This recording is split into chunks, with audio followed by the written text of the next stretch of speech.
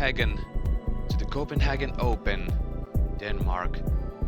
Beautiful rose garden disc golf course. We are gonna experience it today for the first time in 2024. And we warmly welcome you to this broadcast via Disc Golf Network, and for this first round also on the YouTube.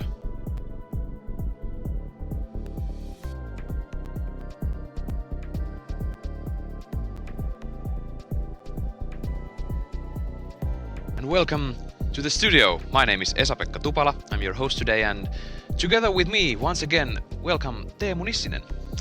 Thank you. It's great to be back here. New season, European season, and excited to see the best European disc golf. We are really excited to have you there on the other side of the screen, and we are ready to bring you some great shots, great putts, and luckily beautiful weather. And we are soon gonna see some flashbacks from last year's tournament. This Copenhagen Open, this is one of the oldest tournaments in Europe. Yeah, exactly. It has had Euro Tour previously and then European Pro Tour, and last year it was European Pro Tour, and there was a Jenni Karppinen long putt. Anneli Tokias-Männistö, last year's second place. And here we have Kaidi Alsalu, who took down the tournament last year.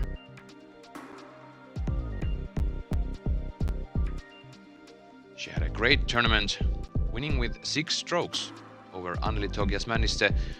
We are going to see on this second feature card today. Here you have some broadcast times for the upcoming events. The OTB Open from May 17th to 19th, Portland Open May 30th to June 2nd.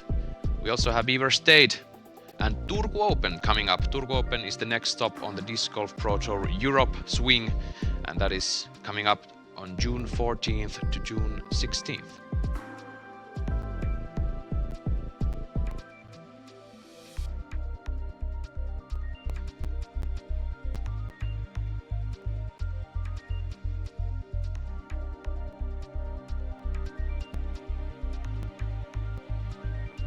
Let's go over some storylines for the event.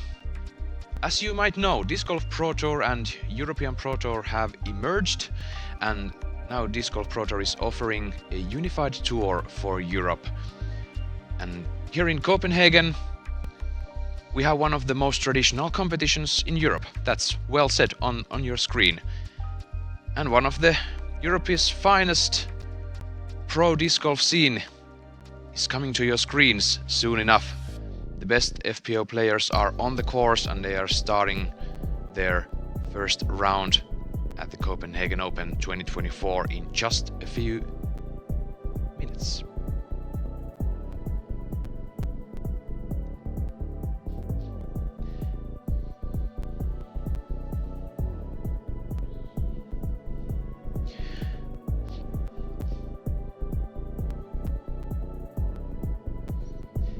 And we have something special for you today. Some of you have asked this for us, and we are going to deliver. We have more very specific statistics coming up through this tournament and through the whole Disc Golf Pro Tour Europe. And we have some Valbybark statistics, and these statistics come from previous pro level tournaments, how these holes have been played in those tournaments by different players, and we have some specific holes to watch today. Yeah, exactly. And holes 1, 12 and 18, they have made the biggest separation in the field, and especially the 18, it's the hardest hole on the course, finishing hole, big par 5, and excited to see how the tournament will go. Teemu, you have played this course many times. What's your overall feel around the park and the place? How do you feel? Yeah, definitely one of my favorite stops. It used to be the big Euro Tour that everyone would play beginning of the year. Beautiful park, lots of cool holes, wooded, all kinda, not too much elevation, but beautiful park, and very Was very excited to play every year. It's good vibes always. And if I understood correctly, you already won this event. Yeah, 2016. That was actually the last year when it was a big age here, so never was able to defend the title. Let's continue soon enough, but we'll see you on the other side of this break. From top competition to the new players. From supporting women to funding new courses. PDGA Europe is much more than competition. Visit pdga.com/join and grow the sport.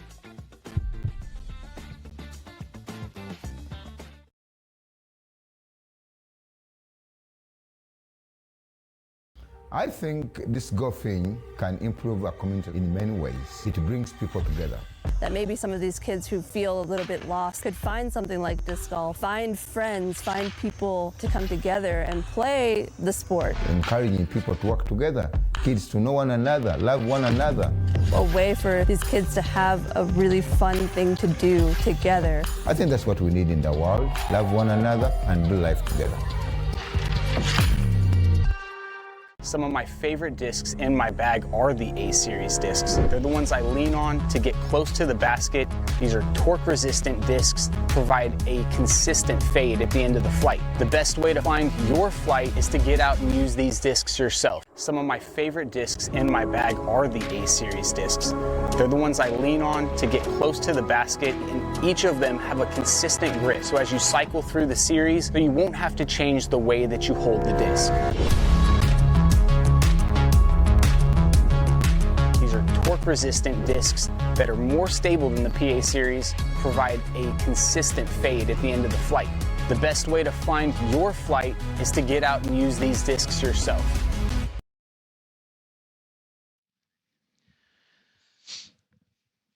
And welcome back to Copenhagen. We are soon ready to continue and start the tournament.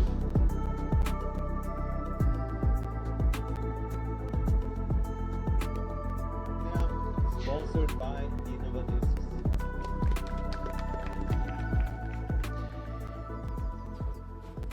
So, let's see the opening shots on the first hole.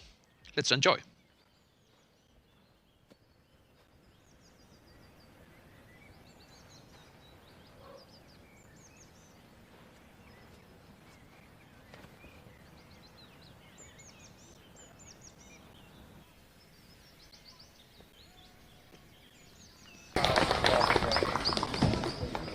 Second up on tee, we have Heidi Laine from Hämeenlinna in Finland. She is sponsored by Clash Discs.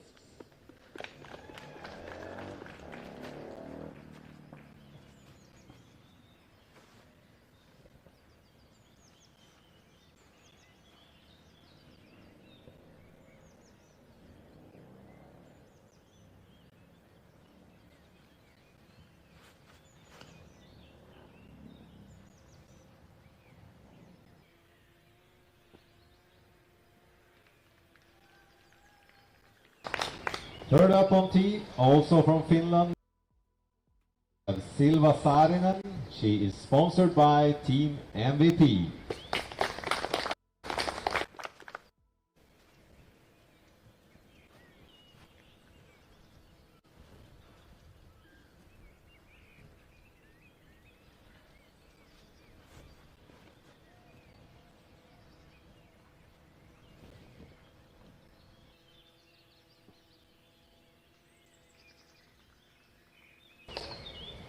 Finishing up this first feature card of the Copenhagen Open, we have from Hofors, Sweden, Hanna Jansson, sponsored by Kastaplast.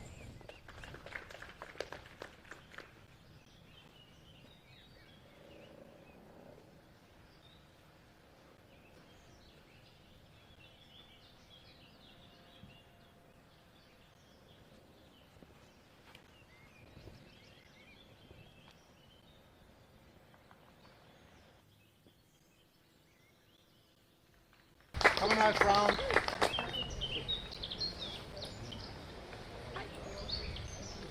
And the players are off. Then what is the main goal on this hole?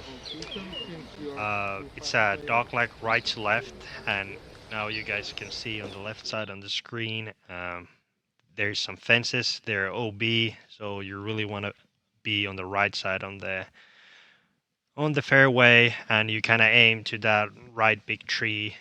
We can see right now on the right side. Ideally, you're here between the trees, and then low ceiling approach shot with a couple skips, and you should be able to have a birdie look. There's Heidi Laine. Second shot. Looks solid. Oh, but that skips out of bounds for Laine. Be too tight.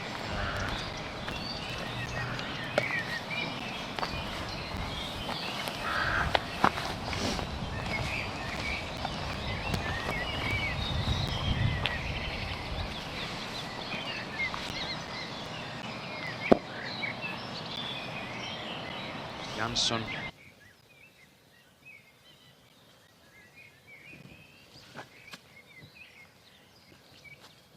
That should be good.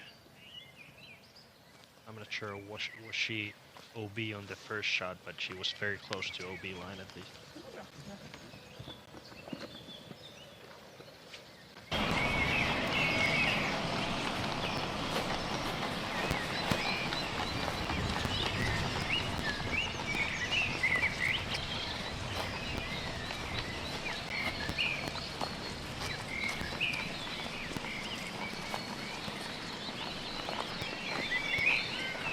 The morning is a bit chilly.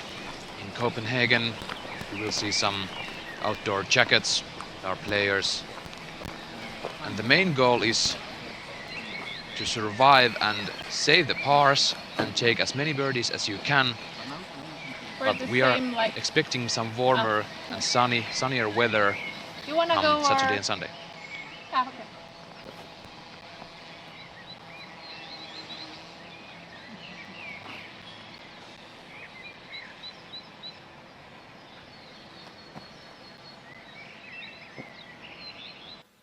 Solid layup into the bullseye from Togias Männistö.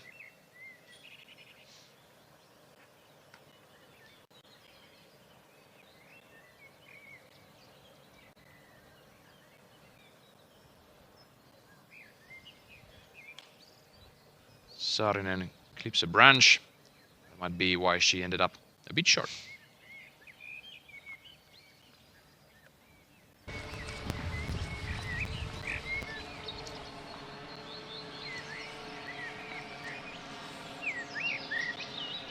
Heidilainen now has a chance to save the par. 26 feet.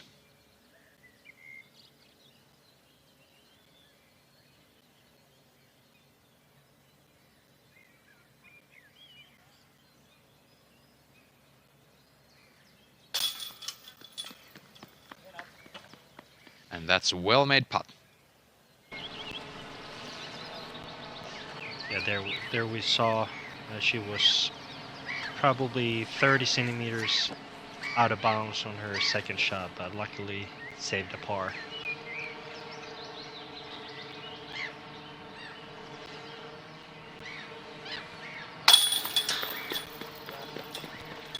So that was Hanna Jansson's fourth shot into the circle, and she made a crucial putt for the bogey. You don't want to start with a double.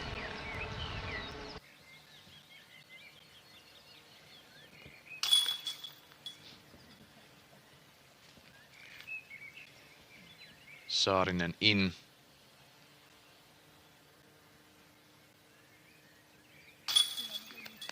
That's par for Anneli Togias Männistö.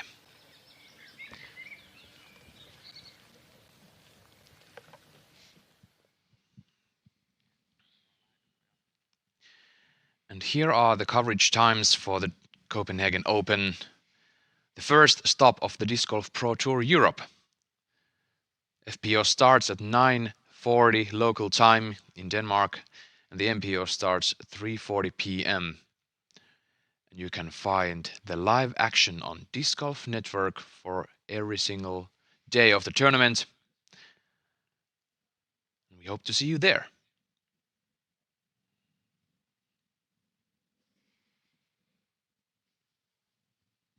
And of course, as you can read from the screen, MDG Media brings you the post-production coverage.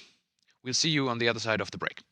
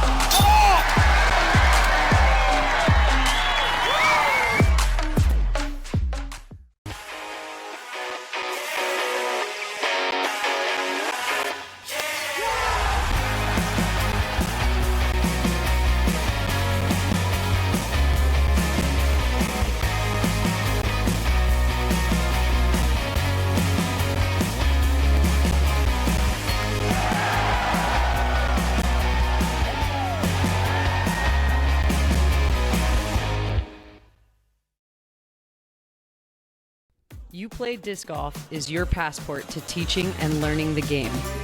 Our mission? To teach disc golf and make it accessible to everyone worldwide.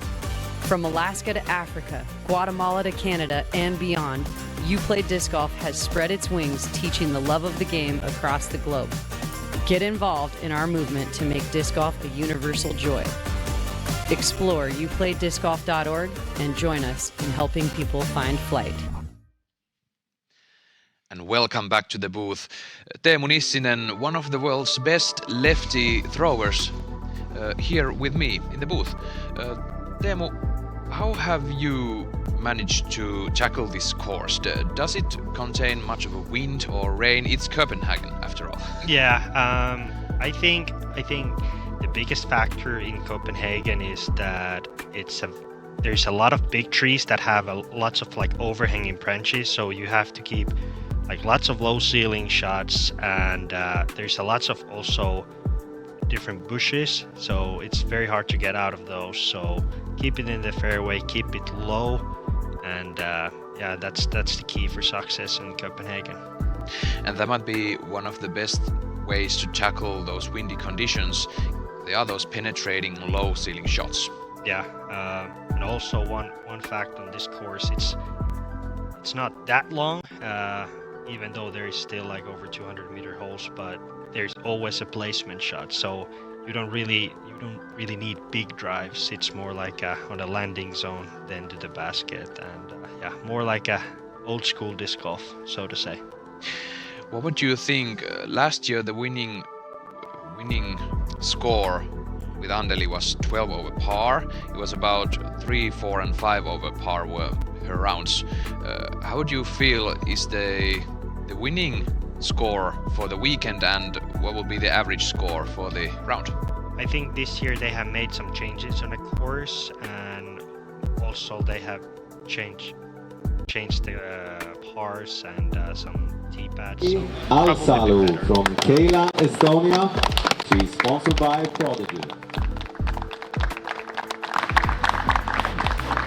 Lead card is ready. Let's enjoy.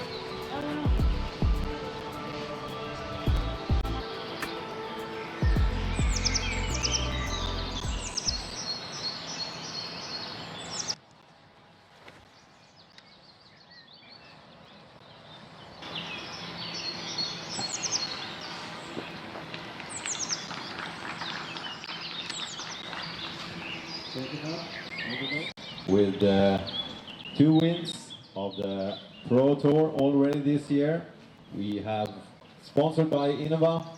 From Pirkala, Finland, Evelina Salonen.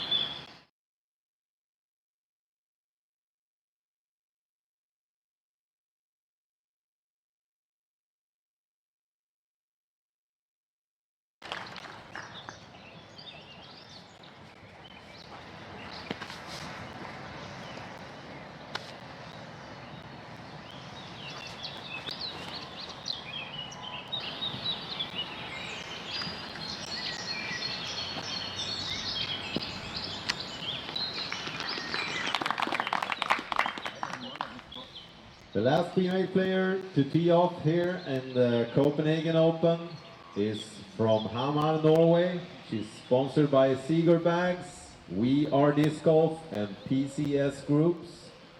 She's from a neighboring country of Norway, and we welcome Anniken Steen.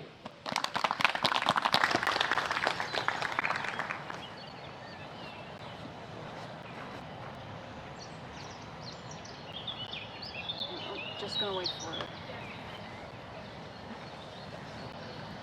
Good stop. Yeah.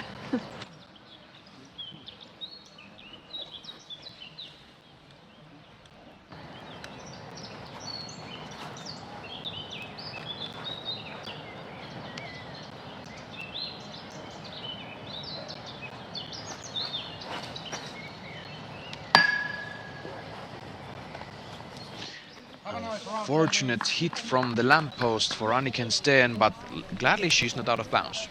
Yeah, good kick on the left side, and yeah, now we're off. Feature card on the course, and we have an exciting card to watch today.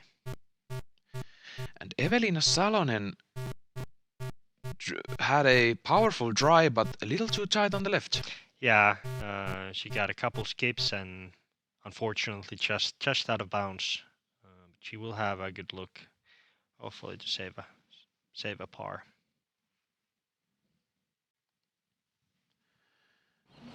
Anniken Steen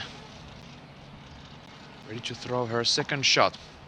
Mainly the same plan as from the tee. Yeah, exactly. Now just to get to the sweet spot and then into the basket and hopefully save a par.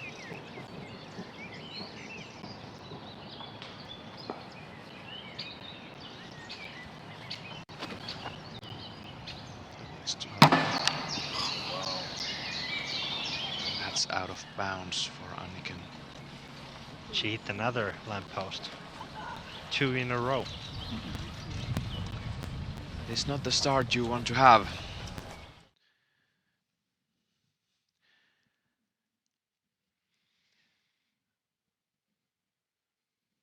And although some early struggles for Steen, we have to remember and have to congratulate her for the win of the Texas State Disc Golf Championships a couple of weeks ago. Yeah, this is the first tournament after that, and that was it will be one of the big storylines for the year, for sure. That was surprising, and obviously for Europeans, it was great to see a new winner. Great for Norwegian disc golf as well. It sure was.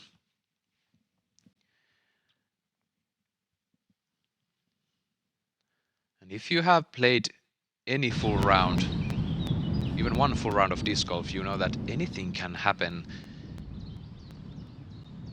And even if you speak of tournaments that last 3 rounds, you have nothing to lose. That's a bit tight. Does it survive?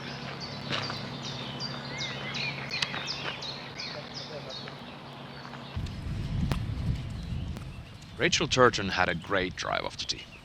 Yeah, she really placed one middle of the fairway.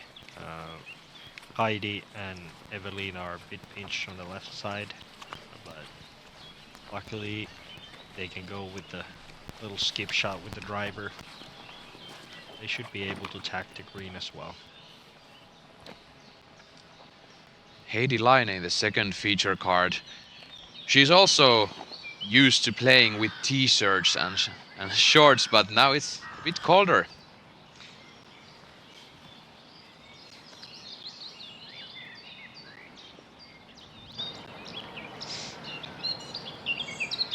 Kaidi Alsalu hasn't visited any international tournaments this season yet, but that's a great shot.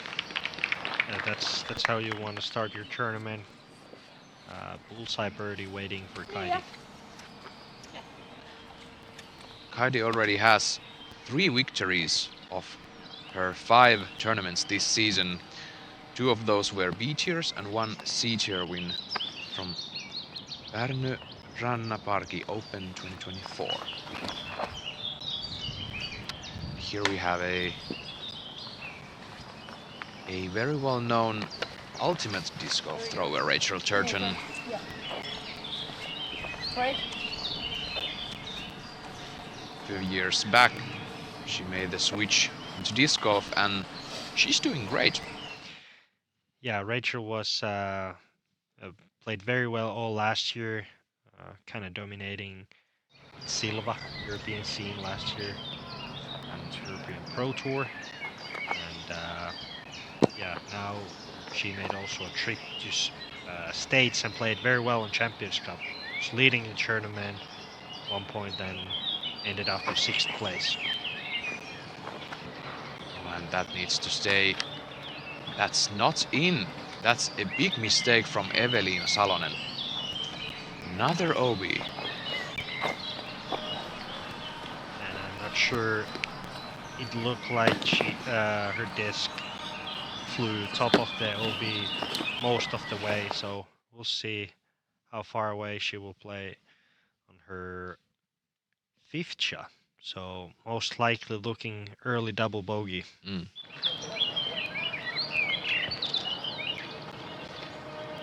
as always, and as the PDGA rules state, the card decides where the disc was lastly in bounds. You would just straight up? Sten is in a big trouble. Can she now turn this fairway to done?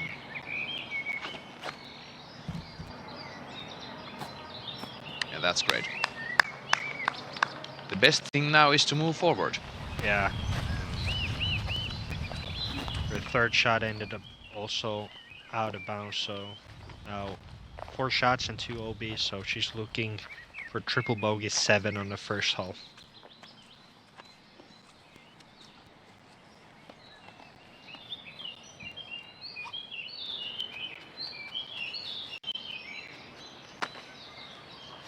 Rachel Turton.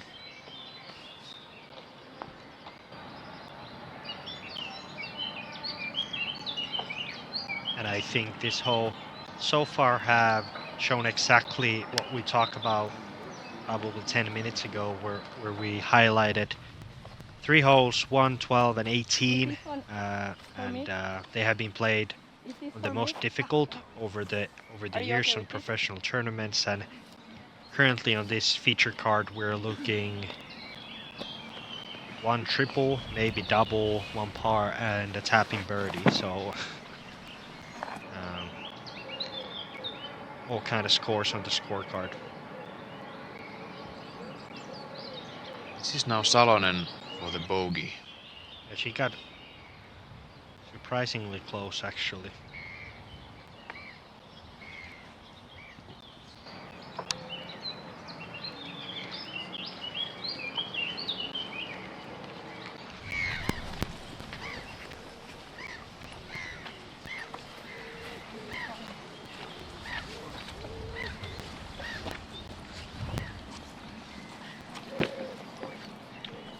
So keep an eye on holes 1, 12, and 18, as Teemu just mentioned. This is Eve for double, and she takes that. minor setback, but this is the first round, first hole, so nothing is lost.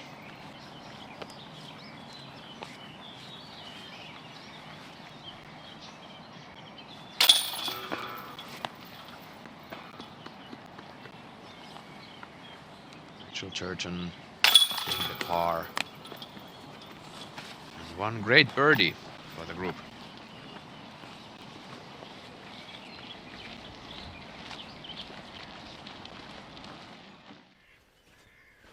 Let's go see Heidi Laine, hole number 2. That's a great shot. Silva Saarinen, same tee. 2 different approaches. And as you might know, Silva Saarinen doesn't really throw forehands. No. Even if she would have to, she doesn't. Yeah, she's a very backhand dominant, and then obviously great putter on the green. So that's where her strengths are. On the world statistics last year, Silva Saarinen was a couple of tenths of a procentum behind Owen Scoggins to be the world's best putter in FPO, and that's huge. Yeah. She visited 5 stops of the former Euro Tour 2023, and she took down all of the 5. Yeah, it was very dominant last year, and yeah, this year she seems to play more in states, which is a good step on her career.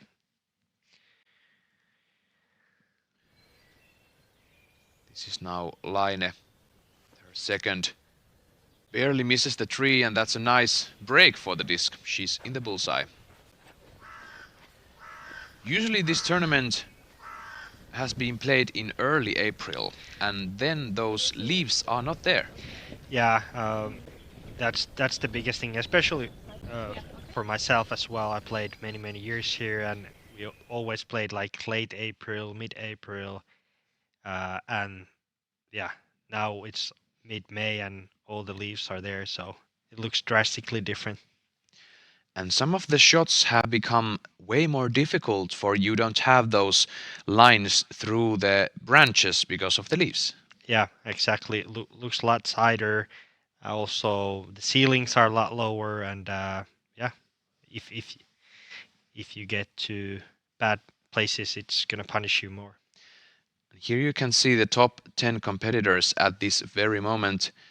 Elisabeth Peksena leading the tournament through 3 holes, and she's 2 under. That's a great way to start the tournament.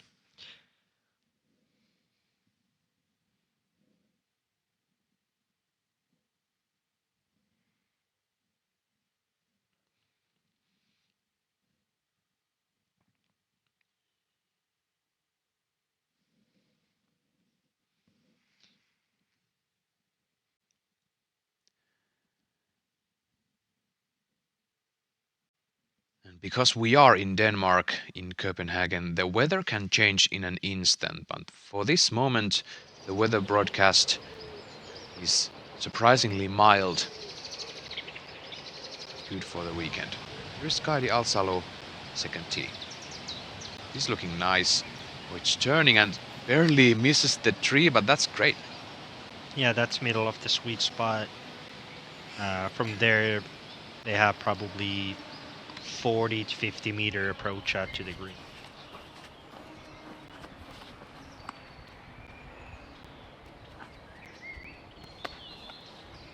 This fairway is pretty friendly for the other side. The left side of the road is not out of bounds, and that is actually a great landing spot. I think Rachel is aiming there.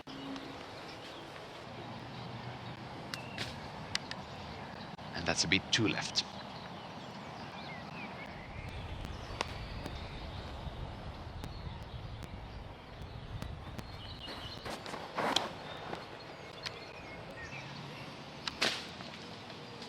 I think Evelina tried to go with the huge anhyzer a bit higher, so she would actually get to the circle 2 area.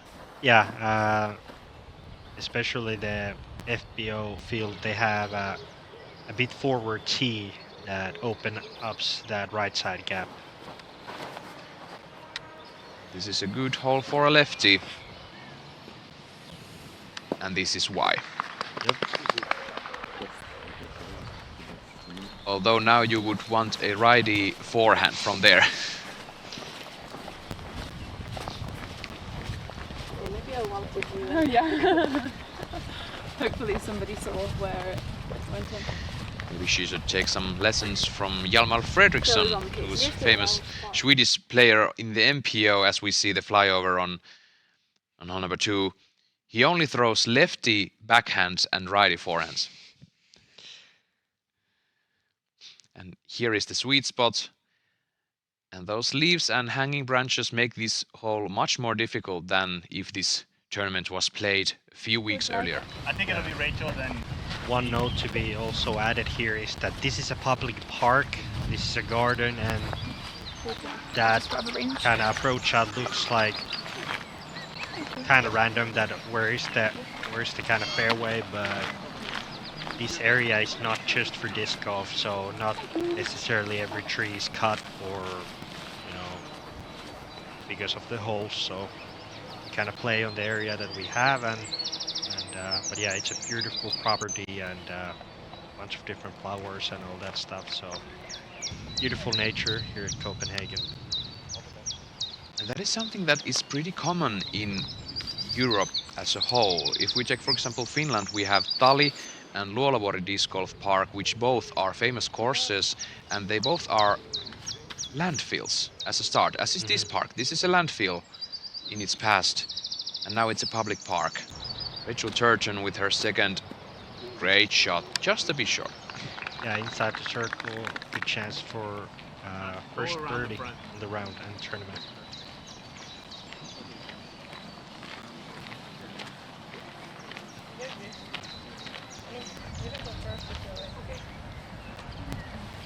As this is a public park, you will see those joggers, those bicycle riders during the round. And it's great that we have the opportunity to take this sport into those beautiful meadows and parks as we can see today.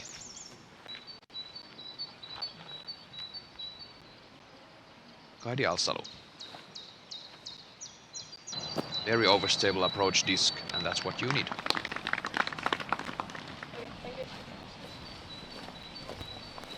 Yeah, Kaidi's looking great.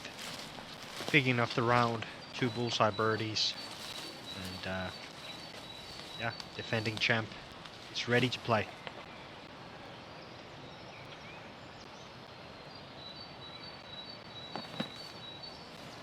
It seems like Evelina will have a chance to get to the basket from here.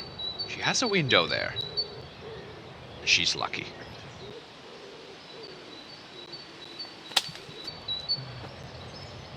And that's a bit low. She doesn't get the edge. And that's another circle 2 putt for Evelina.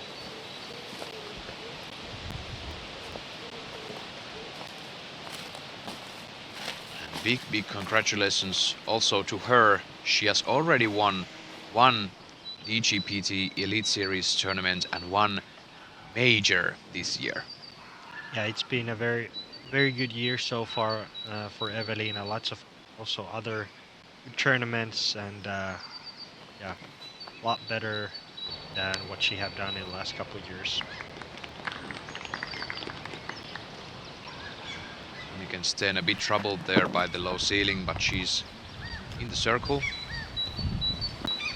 And now this would be mean a great deal for Evelina.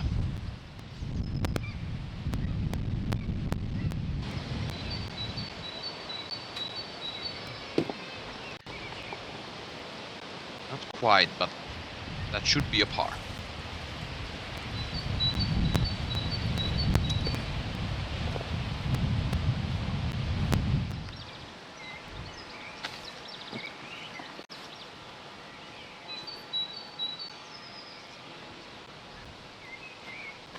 Rachel Turton for birdie.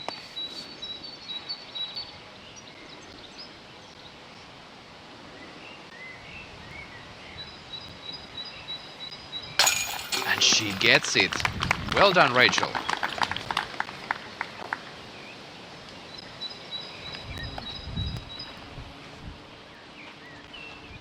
All the first 3 holes are either par 4s or par 5s for the FPO. And it would be great to be at least 1 under through the first 3. And again, Sten takes the birdie.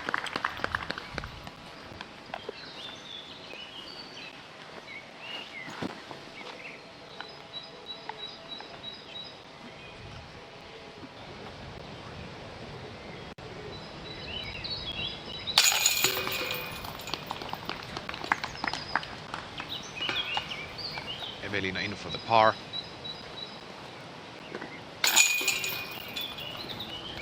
Kari Alsalo takes another birdie. She's 2 down through 2 first holes.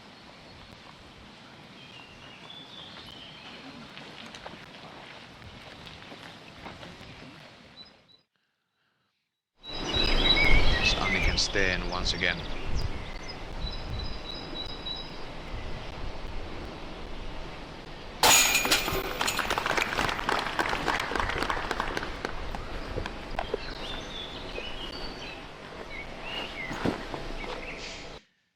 Here is the second feature card.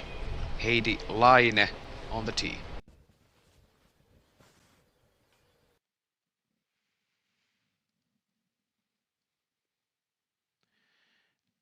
And she's going through those gaps on the right side in the fairway. That would be really brutal to hit those first trees. Silva Saarinen also turning her disc over nicely in the gap.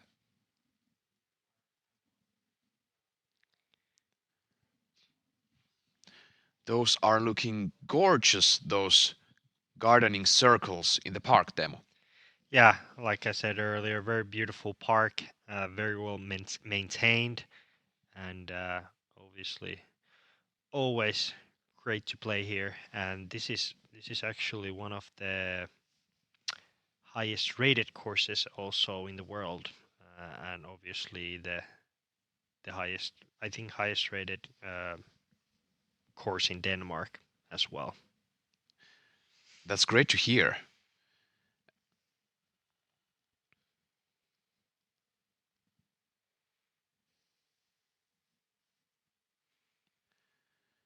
Four players totaling 2 under for the round at this point, one of them being Sonja Laine, who's already through 11 holes, so she's gonna need something great to happen in her favor to be in those lead card actions tomorrow.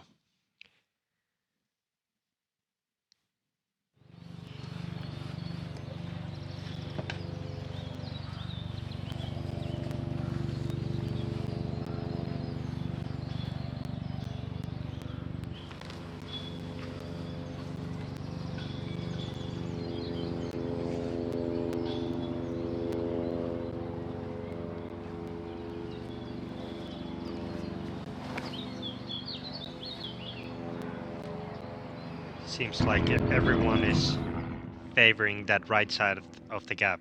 I think the course designer have designed this hole to be played on the left side with the big Anheuser, but people have taken advantage of the small little gap.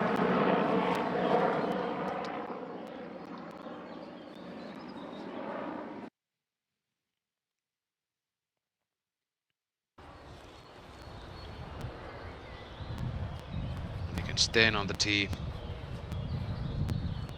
For her, the big lefty high hyzer is a great play on this hole.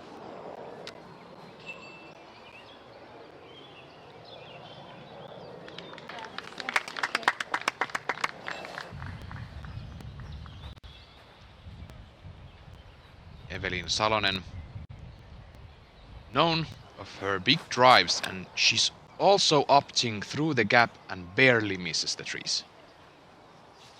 That is a huge shot. That's risky.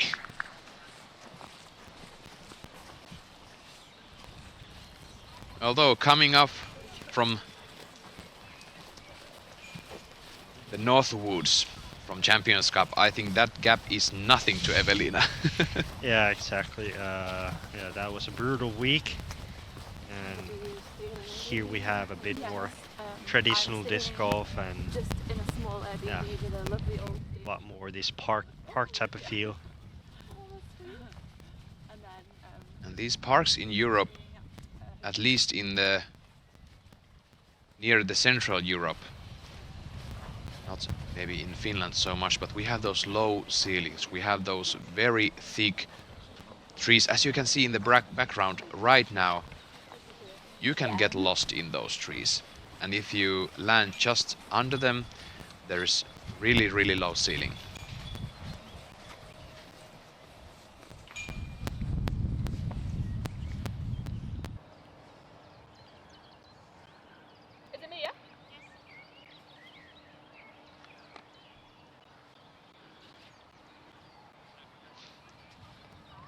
Turton, second.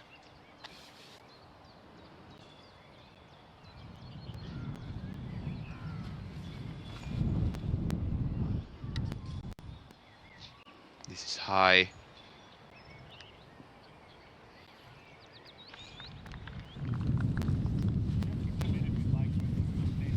You can hear from the cameras we have some windy conditions.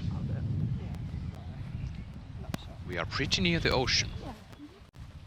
Yeah, actually the ocean is like less than a kilometer away from the course, so it's very close.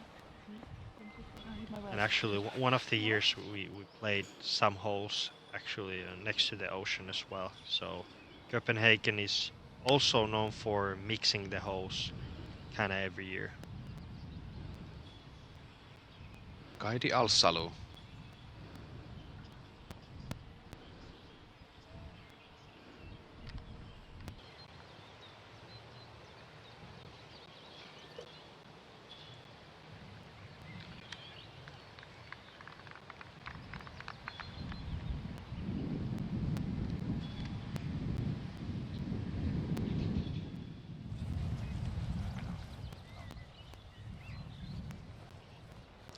This would be a really simple hole if the basket was out in the open, but it's not.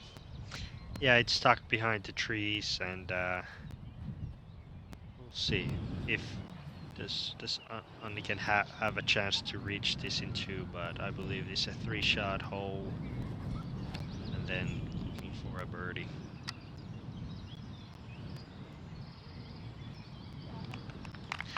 It's a relatively simple hole, but if you misjudge the wind, that's the main problem you might have. And then you have obviously OB left side all the way, and then right side there's a road as well, but fairly open. Just keep it in the fairway, and you should be fine.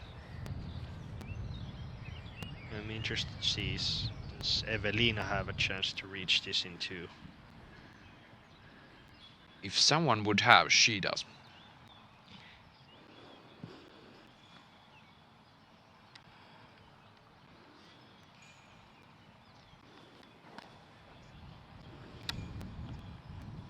How high does it hold? It does! What a shot from Evelina. It looked like it went through the trees, and she should have like a eagle look, but not sure in the distance. But from that angle, it looked like he might be in the circle. Yeah, if I saw correctly, she got little breaks from the tree.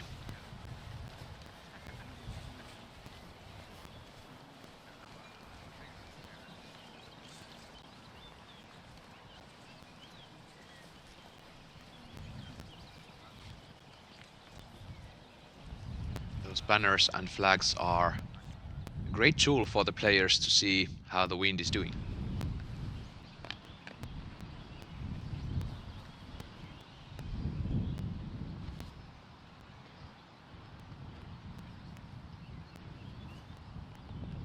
We have out of bounds behind the basket, surrounding the circle 1, or actually circle 2 area. This is where the OB lines lay. This is now Turton, and that's a bit short.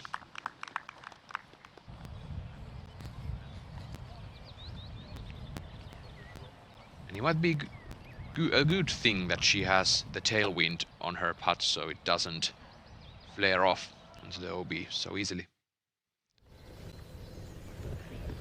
Let's take a look at Heidi Laine. Tee number 4.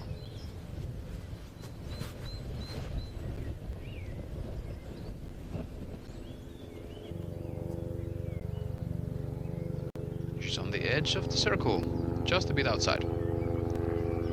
Silva Saarinen. That turned way too much for her, and does it come back? Almost. No, it doesn't. That is out of bounds for Silva.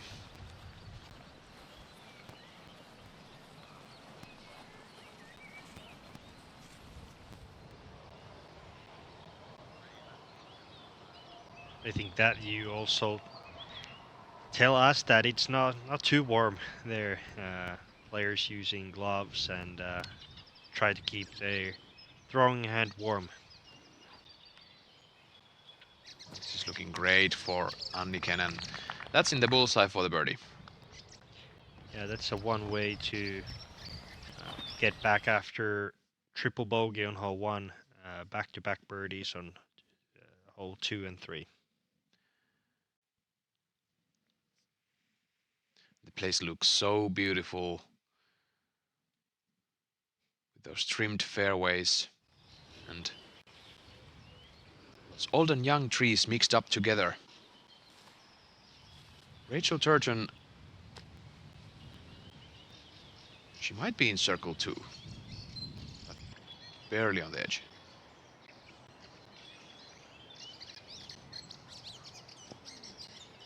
About 15 meters. That's in the bullseye for the par.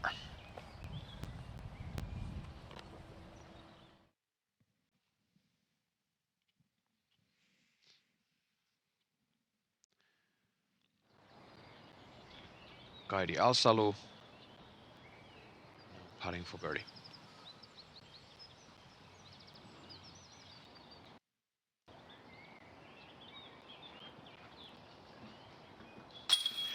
What a putt from Kaidi.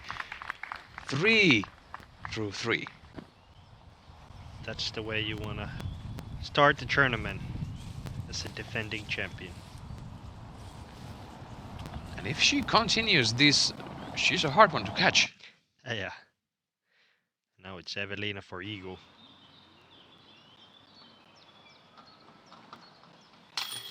Oh, and barely misses. She was in the center, but those chains were not in her favor this time.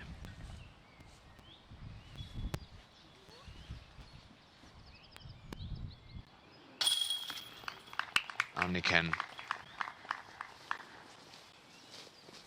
Great birdie.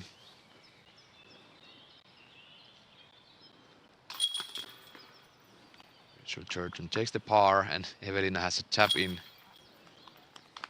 Tap in left.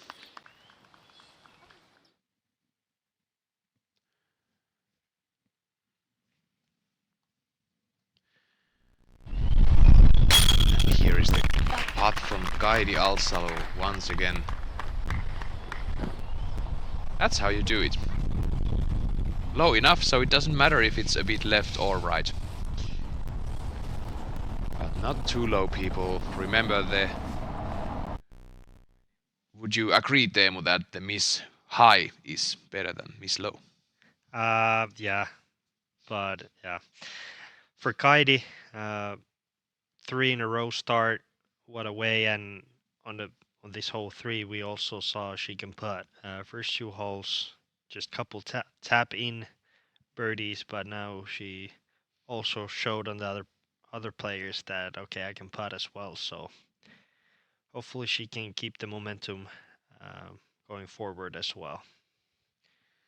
Yeah, and as we went through, her season so far is looking really great. 3 wins out of 5 competitions, and for her career as a whole, she has 97 events and 25 career wins out of those. Let's see hole number 4. Changing up a bit, we have a par 3 for the first time on the course. And it's 116 meters, 381 feet. Yeah, pretty straight, with a little bit of fade in the end for a right-handed backhand player, and also we have the elevated baskets. You want to avoid the OB right side and behind the basket as well. Pretty standard shot. For these FPO players to reach the pin, they need this full flex, and look at this from Kaidi Alsalo, once again near the bullseye. Yeah, that was a perfect shot. Wow, what a start for Kaidi.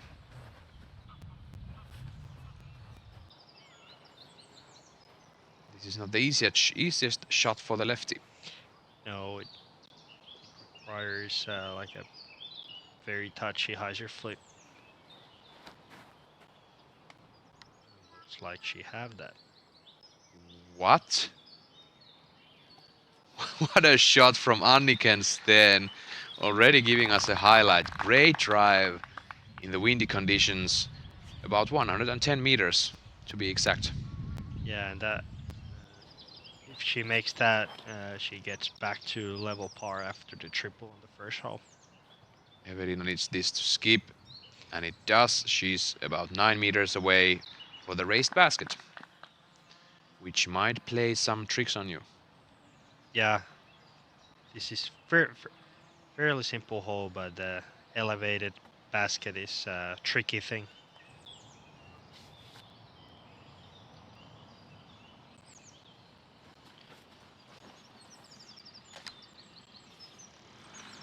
Turton doing some unforced maintenance there, but she's in the fairway. Yeah, she pulled a little bit on the drive on the right side, and yeah. Let's roll back that Zuka replay for Kaidi Alsalo, giving us the full flex. Yeah, that was a beautiful hyzer flip to turn, and then they get the fade back, a couple skips, and yeah, got the full flight. Let's see if she can start -4 through 4 holes. That would be a statement, would you say? Yeah, and obviously, she have to feel some nerves being a defending champion, and obviously this year the field is also very strong. So get a start like that should calm the nerves a bit, and yeah, hopefully they don't have to wait or have any delays, because when you have that kind of flow, you just want to play as quickly as can.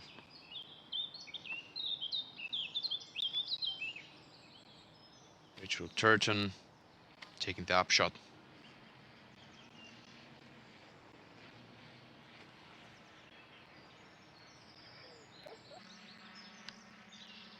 That's a bit short. She's still outside of the circle 1.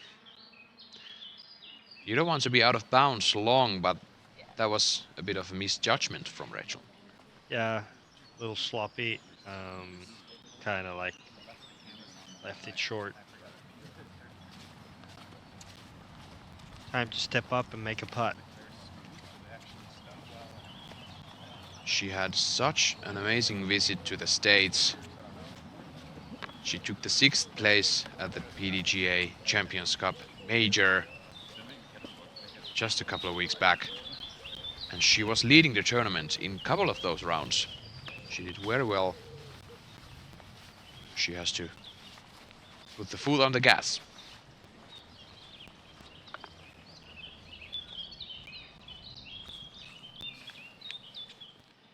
About 12 meters still left for the par.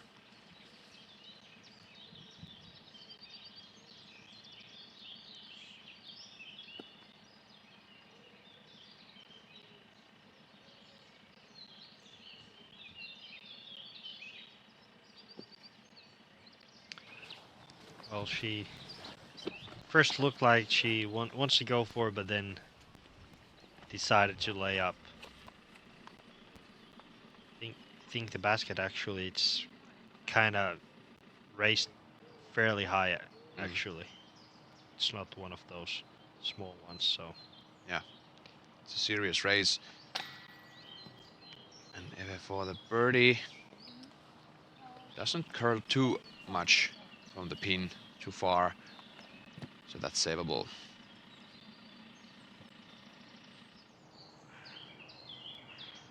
Stan. This was a beautiful birdie from Anniken.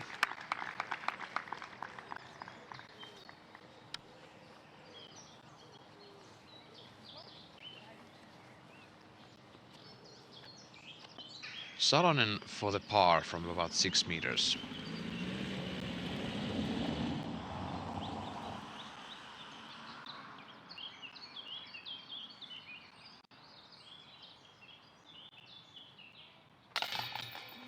That's barely in on the left side, but she takes that. Teemu, how do you approach these raised baskets? Do you aim in a specific point at the chains, or do you just think about a bit higher? I think it's basically it's the same thing that putting with the uphill. Just I think only thing you want to remember is just to aim kind of further, like a higher than normal, like when you have just a flat putt. And that might be what Kaidi Alsalu just did there. She took the birdie. She even went like a couple of meters long for the pin if you look from the tee box. Yeah. That was a yeah, great birdie. Yeah, great drive. 4 in a row. Looking very solid. Pretty much have executed every single shot on the round perfectly. And here we see Anniken Steen scorecard starting with a triple and then making a turkey after that. So level par. No harm done. Yep, that's it. Although Kaidi Alsalu is leading her with 4 strokes, anything can happen. But it is rare that we see such a beautiful, perfect start for the round.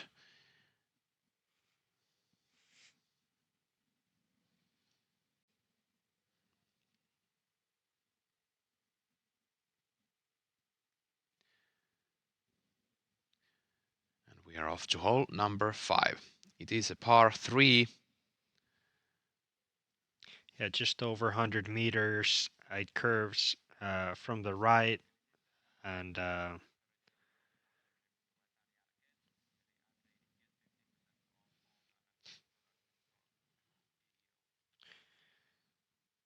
interesting to see how they're going to play this hole. Are we going to see rollers or something else?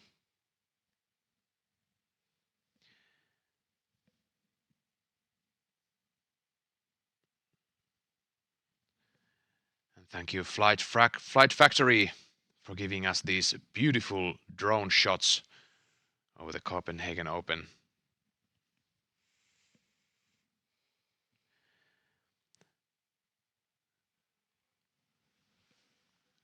And remember to get 15% off all Dynamic Disc products in stock with the code DDO24 throughout Sunday.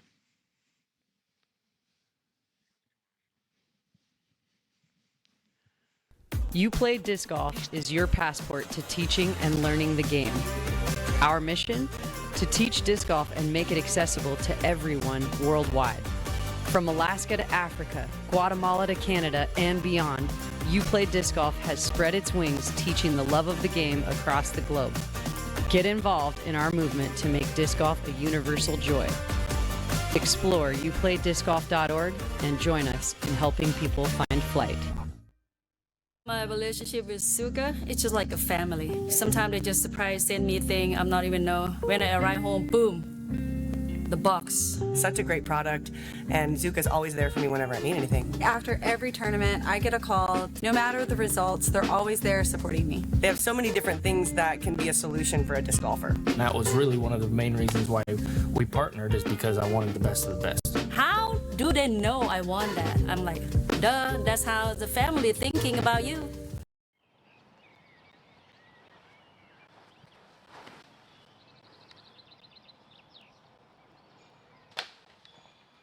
on hole number 5, and she's a bit off the fairway.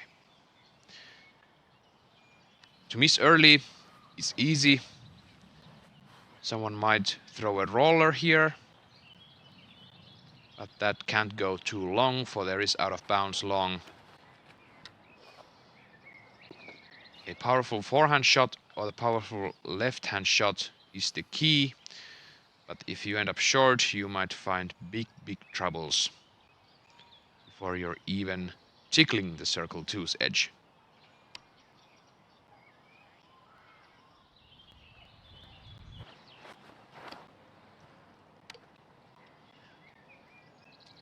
Evelin Salonen taking the turnover, and she's now looking at the basket at least, but those first 2 shots, they have trouble. Yeah, the green looks very guarded. Evelina's shot looks very good, but the trees are so thick that there's really not much room in the air.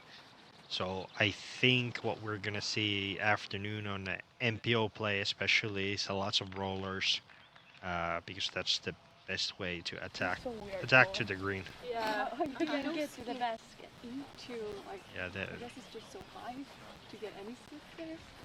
there we saw Evelyn said like such a weird hole because there's no access to the green, and Anniken also mentioned that it's very hard to get any skips because actually under the trees was the grass was longer than what they have in the fairway, so very tricky hole. And Rachel might have done really wisely there. She just drove it straight, and she's now looking at the par. For if you go for a tough shot from the tee and try to get into the circle, it might be a bad idea if you don't get it exactly right.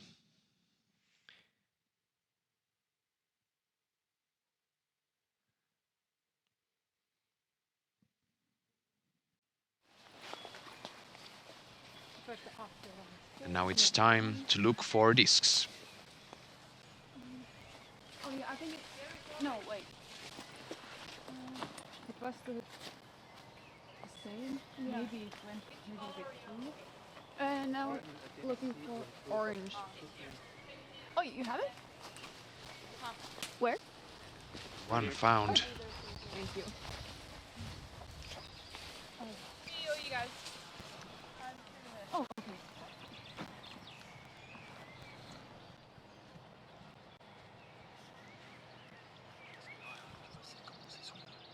Rachel is happy to avoid the bushes.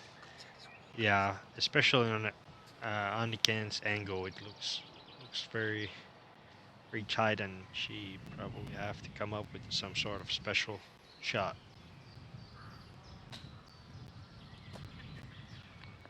That's how you do it, with the easy par.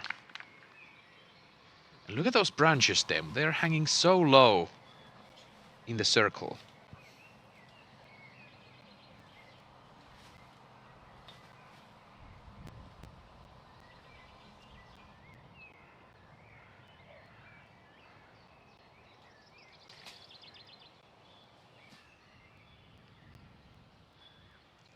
She gets some distance, but she's barely inside circle 1.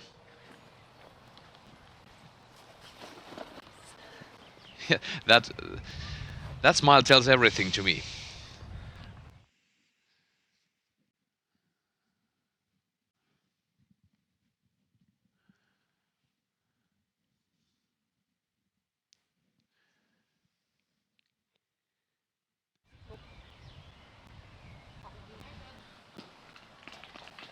Kaidi Alsalo finding the first troubles of her round. Evelina will take a easy par.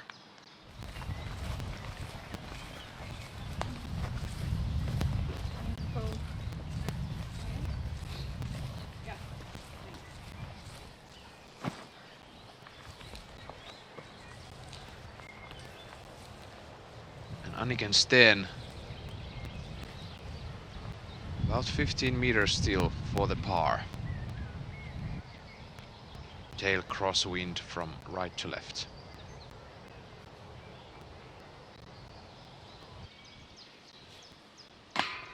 almost just a bit low. Great beat.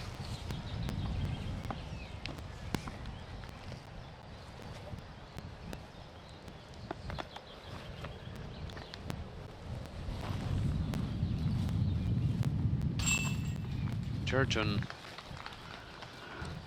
takes the par.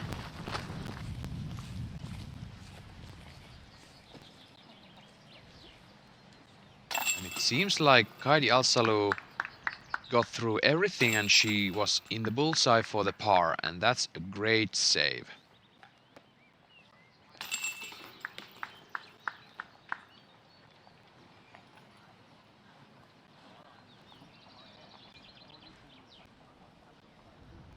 Evelina takes the par. Here is once again Anniken Steen. Nearly got this in, just a bit low.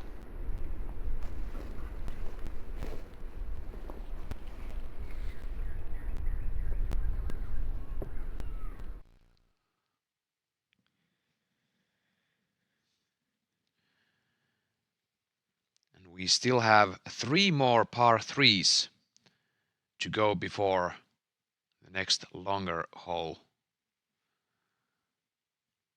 It's interesting the way they start the round with those birdieable longer holes, and then you have a long stretch of par 3s. Yeah, and especially like the next couple holes are very tight, and then we have also an island hole coming up very soon. So, yeah. Just look at this hole number 6. This is a tough one. Yeah, it's dead straight. It is the fourth hardest hole, just over 100 meters, and there is no way other than going around with than just straight. And then after this hole, it's the island hole, so it's a hard stretch of holes coming.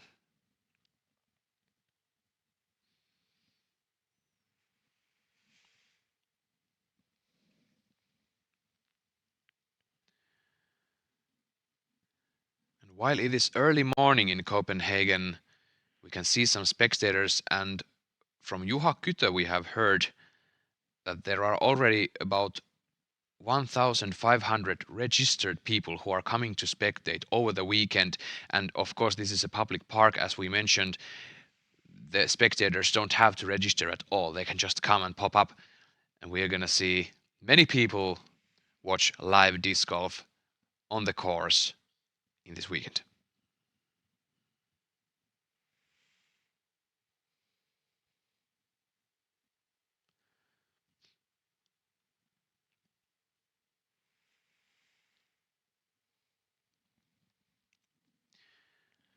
And if you happen to wonder what is this Disc Golf Pro Tour Europe, in the near future we will be going through how this tour works, how do the scores add up, and how are we playing this whole series of tournaments. They will be explained to you, don't worry.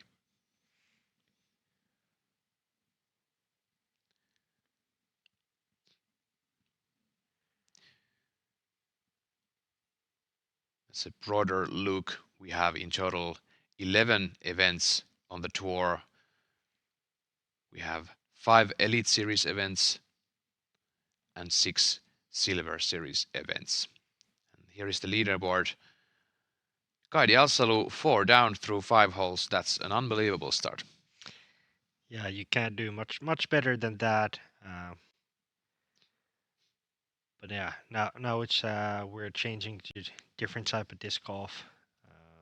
I think this course is also well designed in a way that there is like a group of holes that okay, now we have a this certain time of the round that maybe it's more gettable holes. I need to get these, and then there's like a harder stretches like 10 11, 10 11 12 especially is one of those that it's super hard stretch of disc golf, and you really want to take pars and stay away from the trouble. But yeah, it's a very well designed disc golf course overall.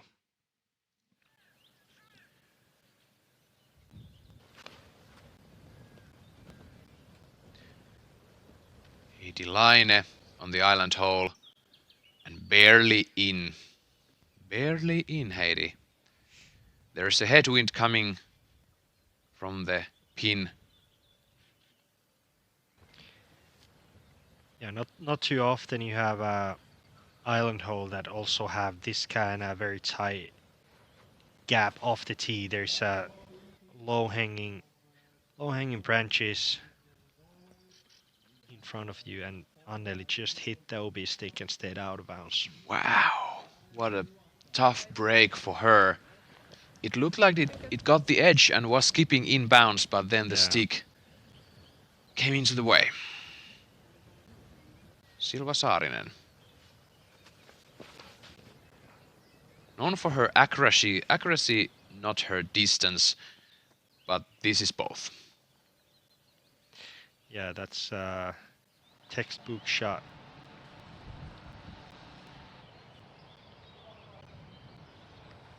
Kaidi Alsalu.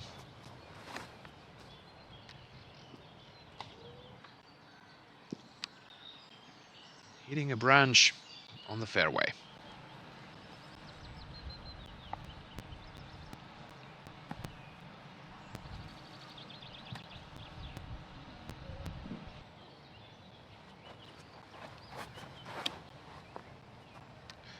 Evelin Salonen turning this one over. Does it fade back? It stops to the trunk, and she's on the edge of circle one. So that's solid.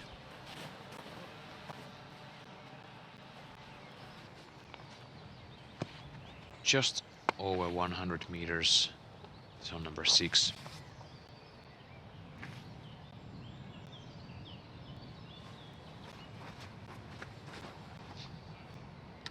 This is turning heavy for Rachel, and it clips the tree. Can Anniken Steen find the perfect line to the pin?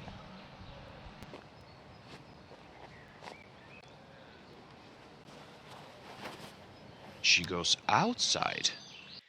Yeah, playing a more like a safe shot. Kind of the opening of the trees, and then just have a circle 2 putt.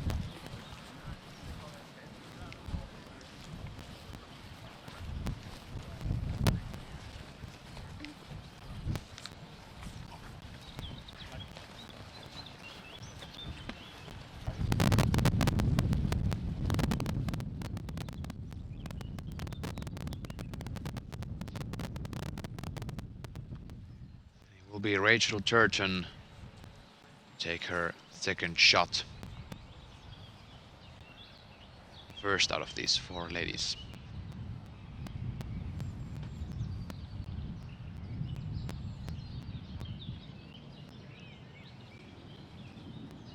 She has options here. The wind from the right side doesn't really welcome you to throw from the right. Rachel chooses the sidearm from the left side, and that barely rolls into circle 1. So Rachel has had some long putts this round till this point.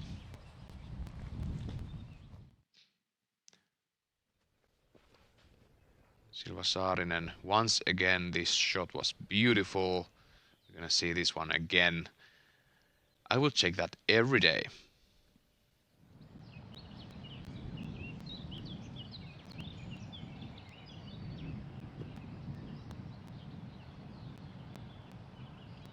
Alsalu's second shot.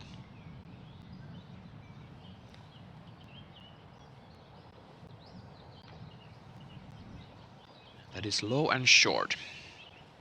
You want to skip under those branches, so I think that was what she was aiming to do, but she left it a bit too low all in all.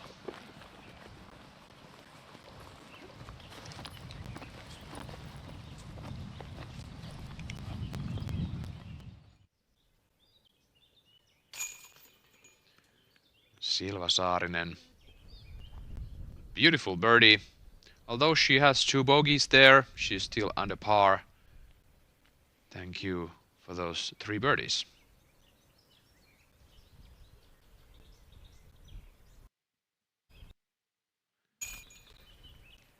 Hedilainen one might say a bit boring of a scorecard, but that's what you definitely take with you if you have wind, if you have cold air breezing through, and you have one birdie, that's fine on the first round.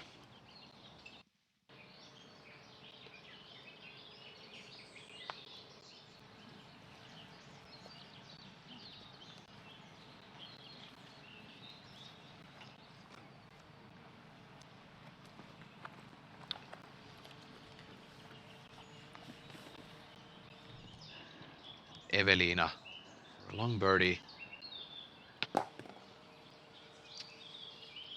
That's gonna be a par.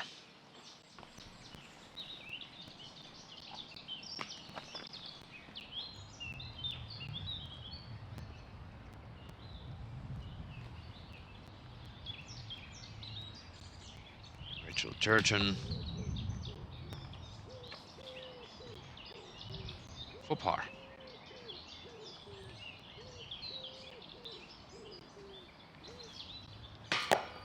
And barely too low.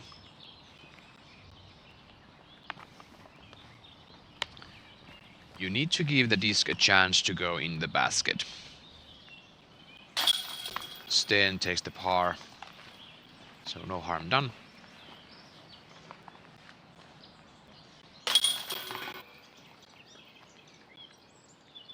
Evelina takes the par, and Kadi Alsalu, unfortunate bogey there for her.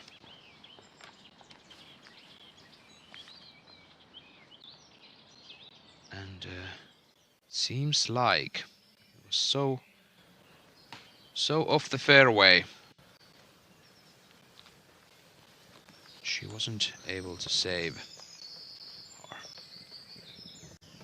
And here we see the infamous pinball hole they used to call. It's straight and gettable, but lots of trees in the way. So you can see they have needed to do some protection for the trees. Some serious damage would happen over the years. Togias managed that this is smooth. Look at this. In the bullseye. If I'm seeing correctly. I hope I am. Hanna Jansson.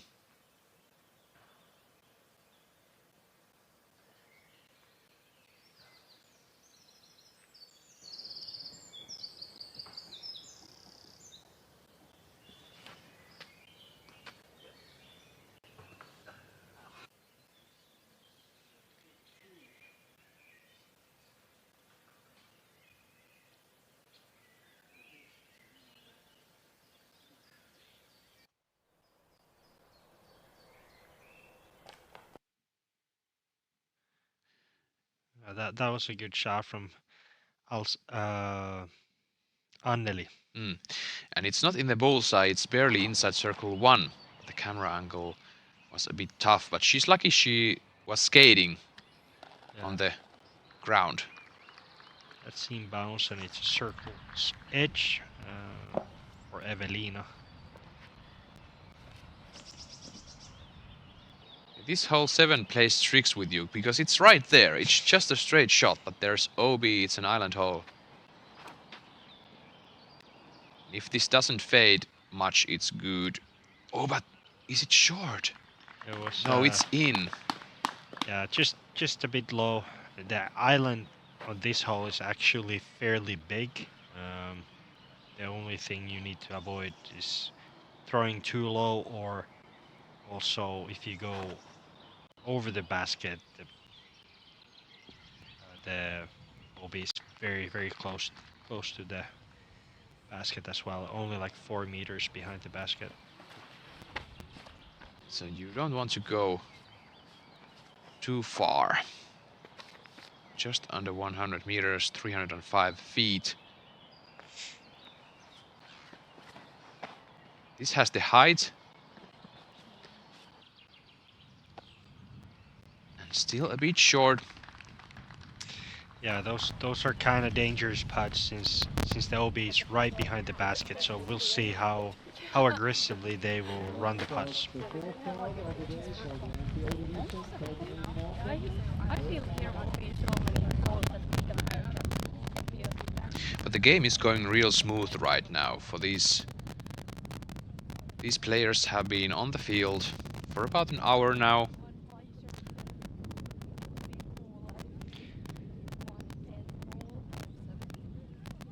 It feels like that the round will be fairly quick. There's not too much walking between the holes, and yeah, no really backups or delays anywhere. So very good state of flow playing at the moment, which is also always a very nice as a player.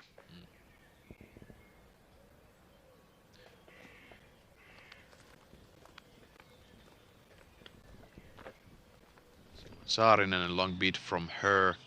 The circle. Kaidi Alsalo for the birdie from circle 2, and I wish you could see Teemu's face right now. That was a great putt. Yeah, first I thought about she would maybe lay up, because it looked like a little soft run, but yeah, that turned out great. Another birdie. Anniken Steen, another hit. The first band of the lower cage, but she's safe for the par.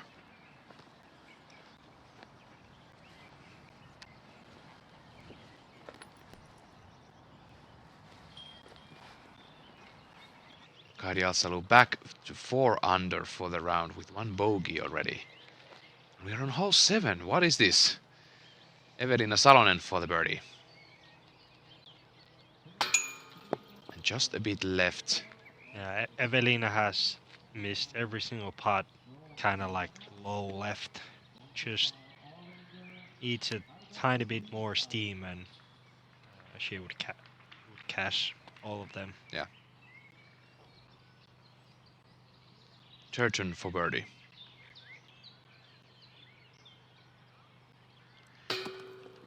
And maybe a bit hesitant for the OB behind the basket.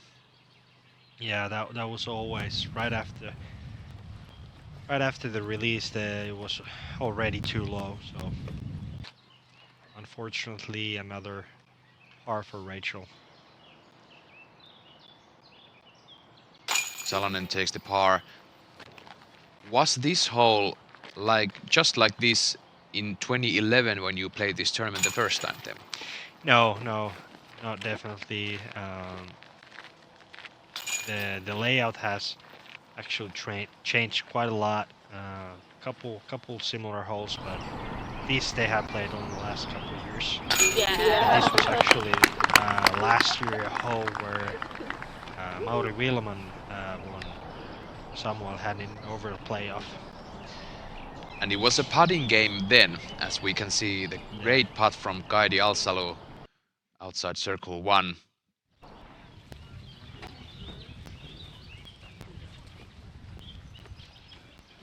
That's a way to turn your game around after the bogey, hole number 6.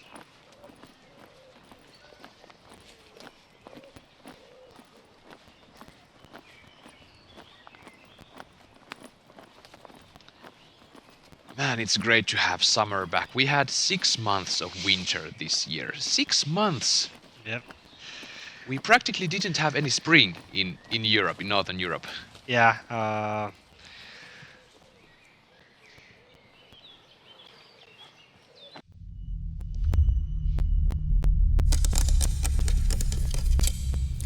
Zuka.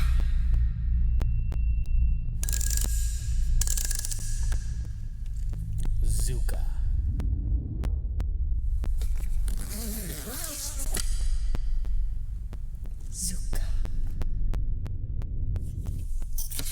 Zuka. Zuka.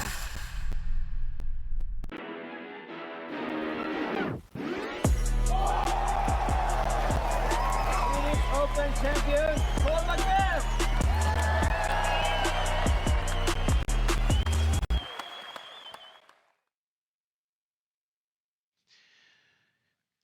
And it doesn't seem like winter now in Copenhagen. We are lucky that Finland has lost the snow finally and Copenhagen has lost the snow. Yeah, it was a long winter and now spring and summer is blooming here in Copenhagen very well. And Kaidi's showing how to throw straight. Yeah, Kaidi is showing us that she enjoys these woods without the winter also. What a shot.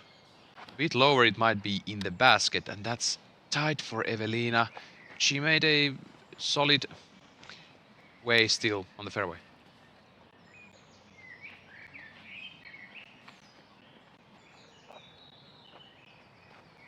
Steen, this is beautiful. It holds and it glides and it skips, and that's in the bullseye. Yeah, that's next to the basket. I love this kind of holes. It's just like very true. If you just hit the gap, it's a kind of easy birdie. It's only like 65 meters, so it's right there in front of you. But if you hit the early gaps, you really need to scramble for par. These turns for Rachel. Look at this, tracking the pin and settles in for about 6 meters for the birdie. Great job from Rachel. If I recall correctly, Rachel Turton really relied on that pinkish mid-range last season. Yeah. Great shot. As we see Anniken Steen, gorgeous drive.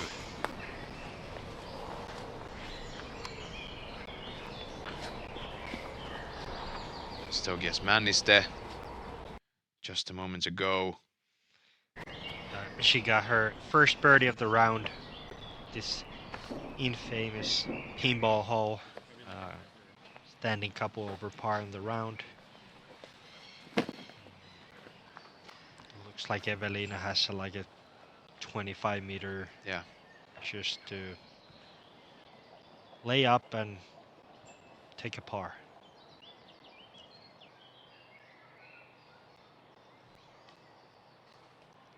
And almost in, a soft beat from Evelina under the basket for the par.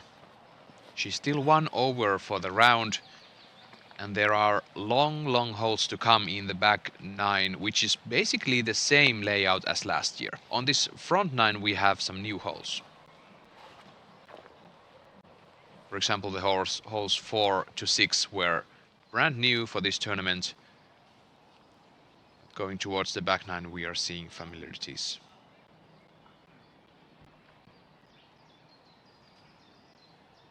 Kaidi Alsalu for the 6th birdie of the round.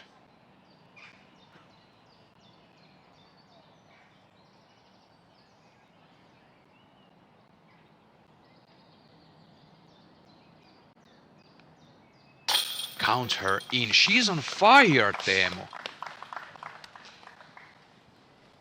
Yeah, looking very solid. Very locked in. Hopefully she can keep the momentum. And what a bounce back after a bogey, coming up with 2 birdies in a row, and it's a statement for the rest of the field. And Rachel Turton gets the putt correct this time. Hits the sweet spot of the basket and she's in for the birdie.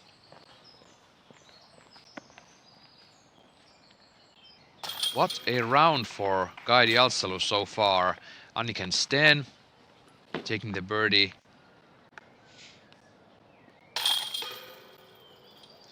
And Anniken Steen is now back to even, and I would say it's really important to see her exposure and how she's putting herself together after those sad bogeys. She just keeps on going forward as we see Kaidi's putt again. Yeah, Anniken have a weird round going, triple bogey, and then 4 birdies and staying a level par.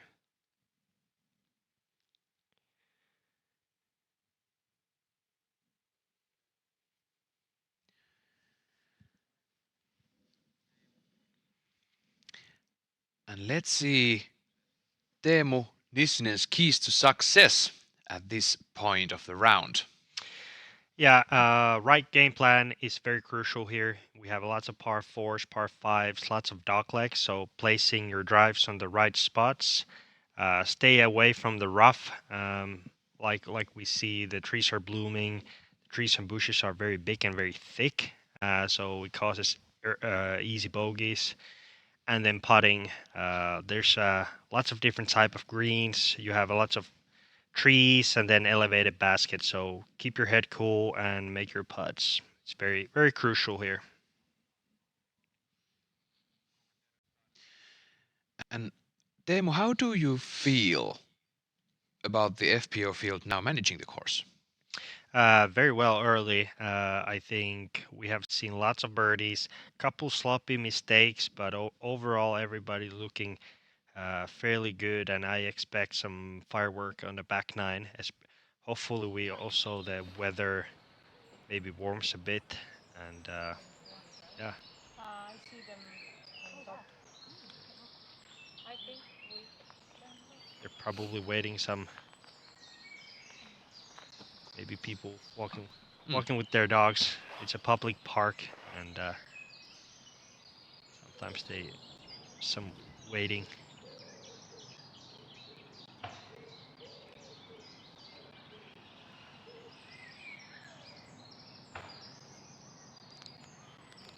This is a tricky hole. It's a left dog leg left to right, and players doesn't actually see the ideal sweet spot from the tee box. So it's kind of like we see all kind of different shots here. Hyzer flips, backhand hyzer flips, sidearms, and I expect especially an MPO side to throw a lot of rollers on this hole. This is the exact same hole from the sweet spot. Anneli has done well. She's inside circle 1 for the birdie.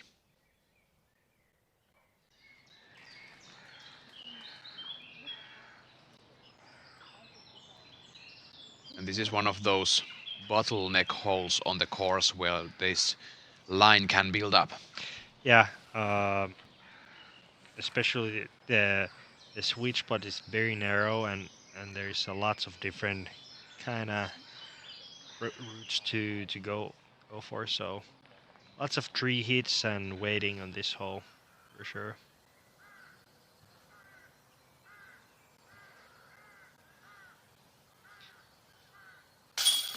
Tokias managed to take the birdie. Great putt.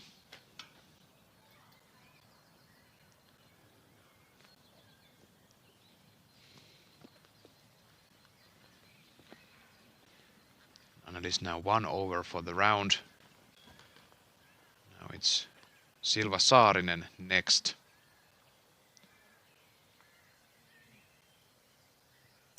Takes the par.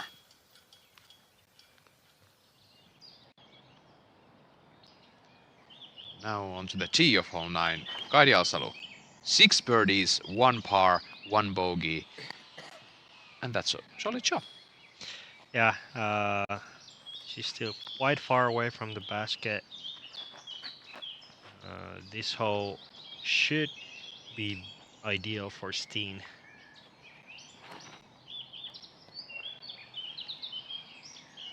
She misses almost everything. Yeah, hit the last tree. It's always the last tree. It's interesting. It's always... Maybe they move while we throw. Yeah.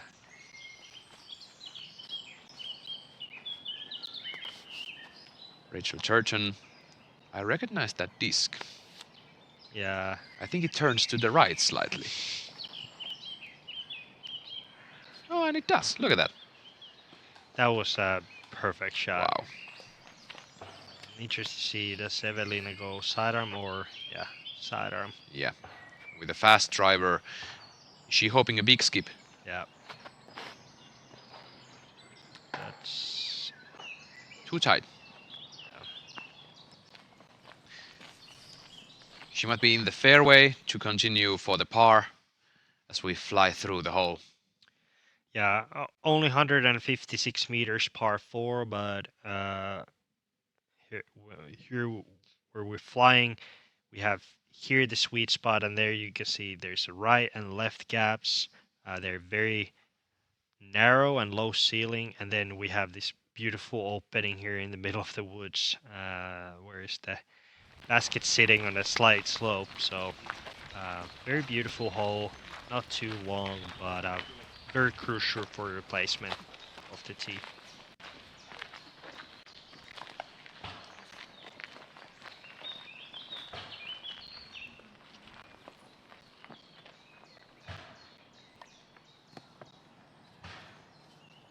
As we see, Evelina is now kind of in trouble. So this needs to be a very good shot if she want to take a par in this hole. And it kicks right. Does she have any chance from there? From that angle, I would say so no, but we'll see. We'll see. Evelina has a wide shot selection. She's very good on both backhand and sidearm. So if somebody, she can definitely pull up some magic from there. That's great insight from Teemu Nissinen with me, Esa-Pekka Tupala, in the booth for this weekend. The Copenhagen Open 2024, the first stop of the Disc Golf Pro Tour Europe this season. The opening round is ongoing, almost halfway through. Anniken Steen. Does it miss? It misses the tree, almost glides into the circle, but she has a solid beat for the birdie. Yeah. But there we saw it's very tight, even though she was like kind of middle of the fairway, but very tight gaps, and kind of hard because you have to throw a low ceiling, but then the basket is actually on a slope, like a upslope, so yeah, it's hard to get all the way to the basket.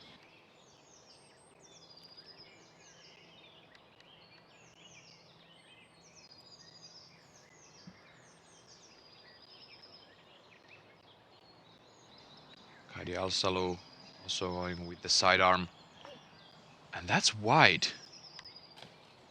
Yeah. I don't think she was aiming at that. No, she definitely yanked that shot. Be too much to the left, but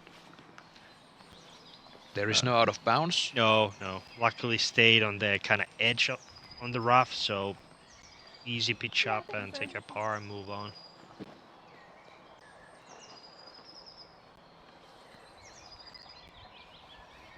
Evelina might have some sort of gap, or maybe go over the trees on the right side, but no. Same shot than a couple of minutes ago. Yeah. Patent pending, backhand, Anheuser shot. One of the easiest, I suppose. Yeah, and it's a low ceiling as well, but look at this. What I'm to say. That's the shot of the day so far. Yeah. That was unbelievable. Yeah. But like I said, if somebody can pull up some magic, that's Evelina, and it's one way to bounce back.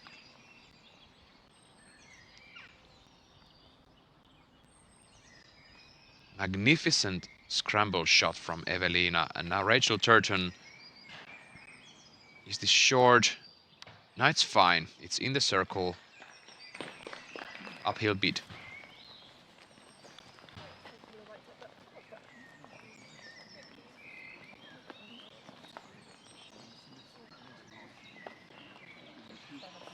When these European women are visiting, or European players as a whole are visiting the States for tournaments, their friends and families are not so capable to come with them. But when they're in Europe, as we see Silva Saarinen, great drive from hole 10.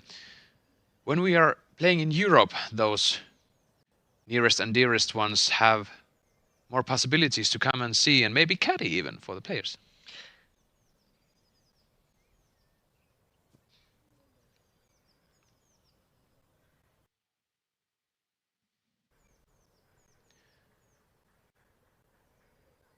Once again, look at this shot. Missing the branches and a subtle skip into the edge of the bullseye for Silva Saarinen on hole 10. And as you mentioned, Teemu, Kaidi is happy to see the basket. Yeah, just edge on the rough and nice pitch close to the basket.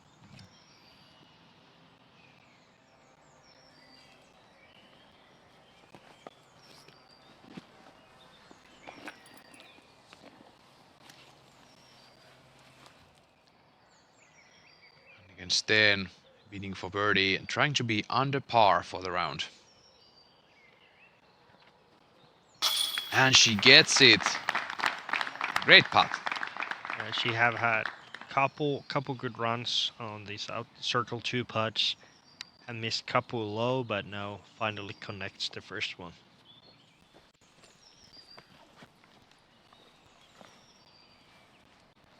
The other players are making birdies on the starting stretch of the back 9.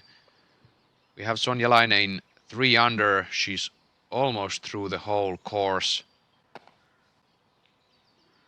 Elisabeth Peksena 2 under with Jenni Karppinen and Katie Tätte. Now Rachel Turgeon. Almost a birdie, but once again a bit too low.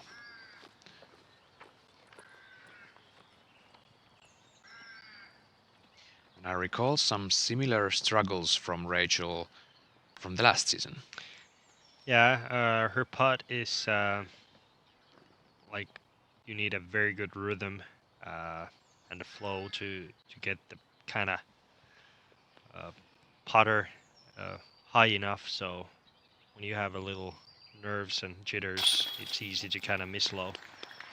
Great par save for Kaidi. This would be one even greater. Yeah, after a couple early tree hits. Oh, but that's too right for Evelina. That's gonna be a bogey for her. Yeah, that hurts, especially after a nice third, very nice scramble shot, and yeah, early the round she missed more on the left side, so that was the first one that she pulled to the right. She definitely made the correction there, but it was a bit too much. Yeah, but that putt from Anniken was dead center all the way, so that was almost like a bonus birdie. That's probably one of the hardest holes to birdie on the course. So it's a very colorful Anniken scorecard. Yeah.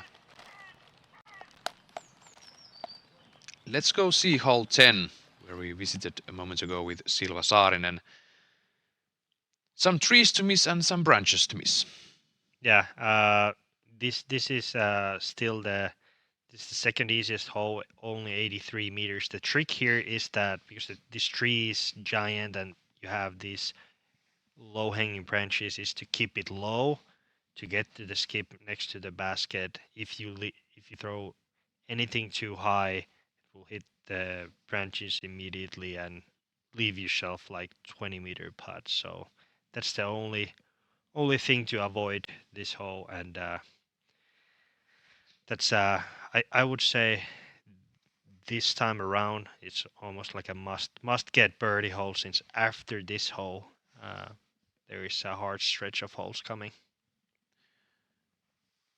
That is well said. Kaidi Alsalu is leading 5 under through 9 holes through the first front 9, as it is called. Anniken Steen, bit overturned. Does it skip back? A bit, but not enough. Circle's edge. Yeah, similar range than previous hole. Well, she put that together, so... I mean, this is easier. This is flat ground. Yeah. It's not uphill. Alsalu. Going higher.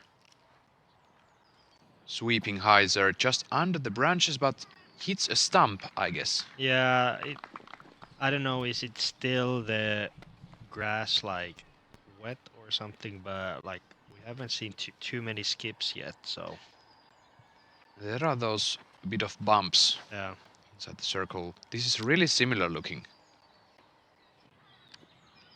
Yeah, just a bit short.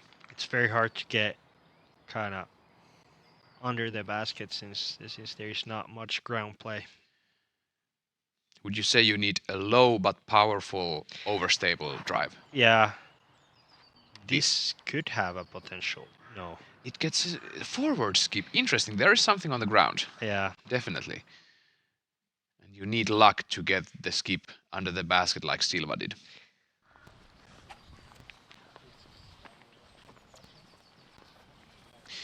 But that's what makes a nice send to this hole. For you have to succeed in the drive, but you also have to succeed in the putt for the most of the time. Here's Silva Saarinen, hole number 11, gets through the triple mandatory. That was a great shot. This is one of the toughest holes on the whole course. I think even without the triple mandatory, it's like very tight, but like that triple mandatory can get to your head easily. And you can see those tree stumps on the ground. If you throw too low, you might catch them, and then you practically have nothing still. Maybe a skippy forehand, Friday forehand. Yeah. Heidi Laine on the tee.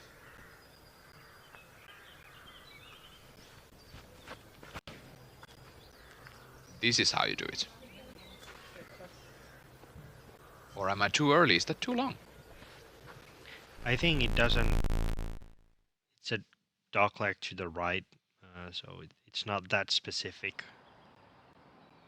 distance-wise where you land it. Evelina tickling the cage from circle 2. That's gonna be a par.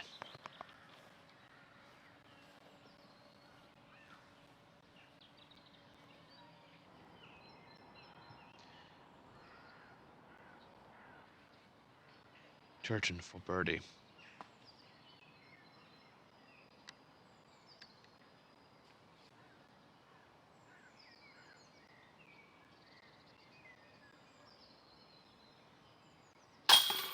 Now she gets the putter high enough. She's in. Great putt.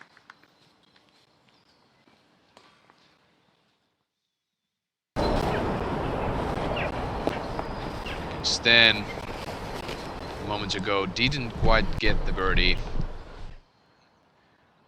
How about Kaidi?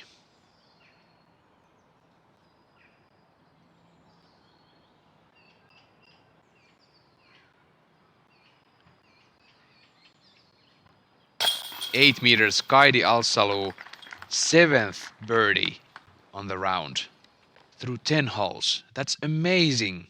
She's 6 down with 1 bogey.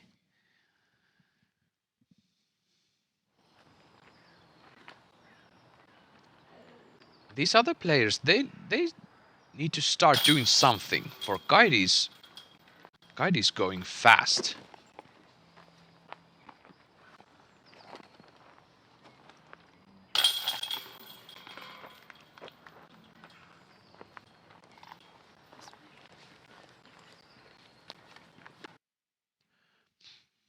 Look at this. Solid putt in the center, no questions. Salonen and Sten tapped in their pars. And now we are off to 2 consecutive par 4s, holes 11 and 12. Magnificent course, magnificent place, this Valby Park and Disc Golf Park. Estonians are doing fine. Kaidi Alsalu leading the tournament. Katie Tatte tied 4th place.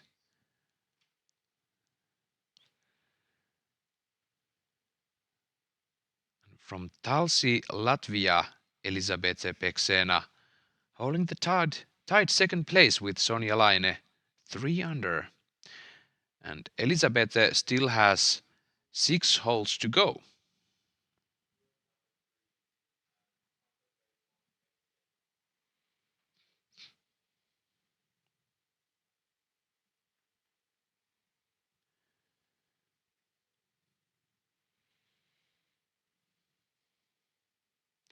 Evelina Salonen, definitely one of the crowd's favorite to win this tournament, and she's currently 2 over par. What are some things that player in that position should think now? There's the round 1, a bit over half away, done. How would you approach the situation? I think, well, in a moment, kind of at the moment, Evelina can feel a little defeated, but the main thing would be you have 2.5 rounds to go. You're one of the best players in the world. Just like keep doing what you're good at, and the birdies eventually will come. But if you now starts to like questioning yourself, then it's a long road. And talk about the long road if you question yourself on this tee pad.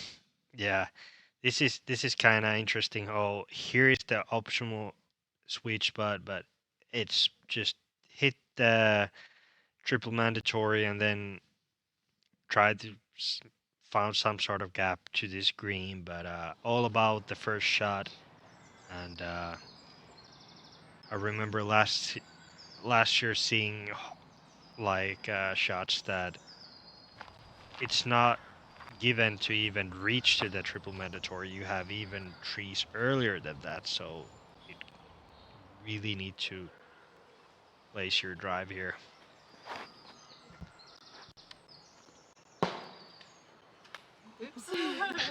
Oops, says Kaidi. That's not through the Mando. I think she hit something before the mandatory, and now she have to play second shot through it. But And if she's not careful, that might be bogey at best, but we'll see. We'll hope for the best. Rachel Turton, again that pinkish disc. It's unstable, but it goes through. But that's a tough spot. yeah, on that right after the Mando on the right side, it's quite thick. There's some gaps, but ideally you want to go through the gap and then left. Oh, and that's unfortunate misrelease from Anniken Steen, but fortunate kick back into the fairway. Yeah, I just said that the initial gap is also very tight, but this is how to play it. Not a problem for Evelina. No, just lace a drive down there as hard as you can, but yeah. Now this shot is still difficult for Anniken. And especially when you somewhat kind of shank your drive, it's not the most confident thing in the world to try to hit this triple mandatory like 30 meters away. Yeah, now that we got into the north woods of Denmark, Evelina is in her home. Yeah. That's tied and hits the mandatory, so it's not missed. But that's now bogey at best. Yeah. She yanked the first shot on the left, and that was a bit early on the right. Probably was afraid a bit that left miss and overcompensated.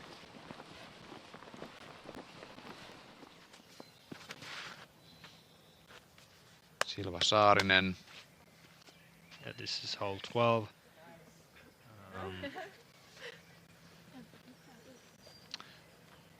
And it went far. Yeah. But it's not practically in the middle. Yeah. There we'll see the guy in the white shirt. You want to be there, but more left to that.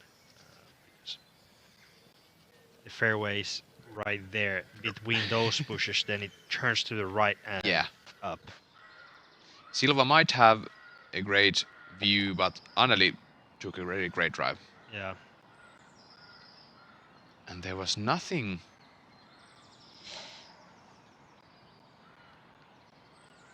nothing from there but a layup.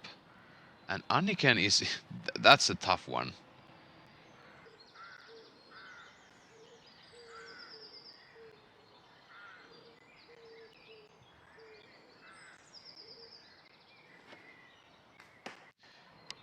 It's another tree.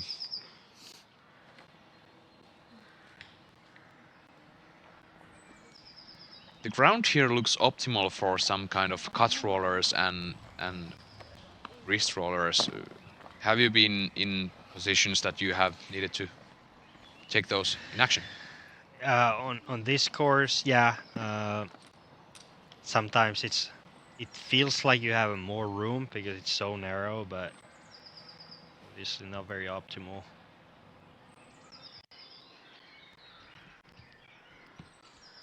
Did she miss the Mando?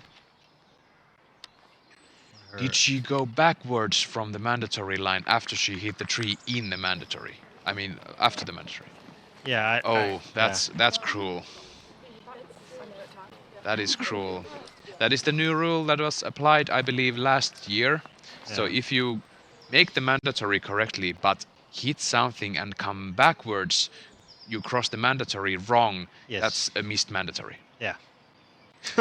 So you make it first, but then you miss it. Yeah, it's a tough one, and Anniken got bad luck. Yeah, for me that doesn't make any sense, but it is what it is. But here we see the right side right after the Mando. There is couple routes, but there's the one main one. Well, fine. And a par. Sure. But yeah, there's the only one, and then after that it's just like trees after trees after trees. What a shot from Kaidi Alsalu. She laid up with a putter to be on the mandatory line and then throw the upshot through the line, through the gap. What a show from Kaidi. Sonja Laine has finished her round. She's now solo second, 4 under. Congrats to Sonja, that's a great result. And now it's a bit of a wait to see if Sonja will be in the lead card tomorrow, Saturday. Now Rachel Turton, her second shot. She also looks at this gap. A bit low, but she's tickling the edge of circle 1.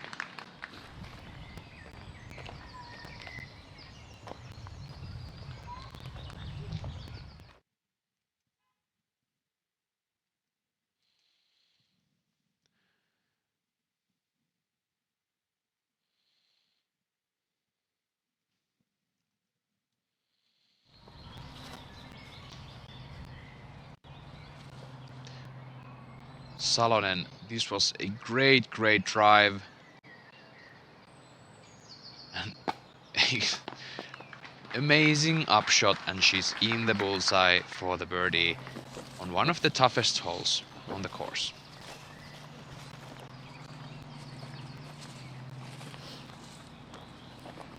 I think it might be further. Yeah.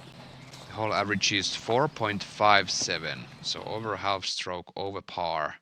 Although it's 130 meters, so just about 400 feet of par 4. Yeah, this exactly shows that it's not the longest course, definitely, and also the par number is quite high, so you would think that, oh, it's a very soft course, but it has its own tricks, and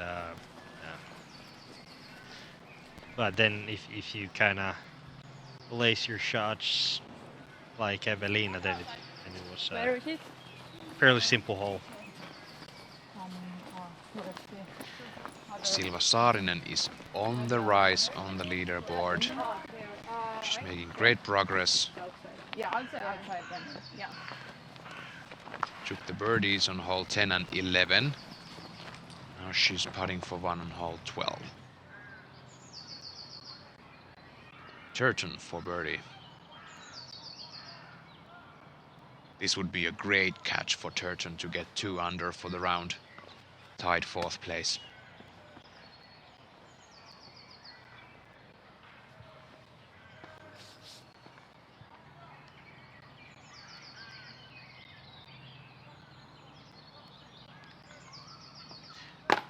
power was correct, but a bit too left. Luckily, she stays in about 6 meters.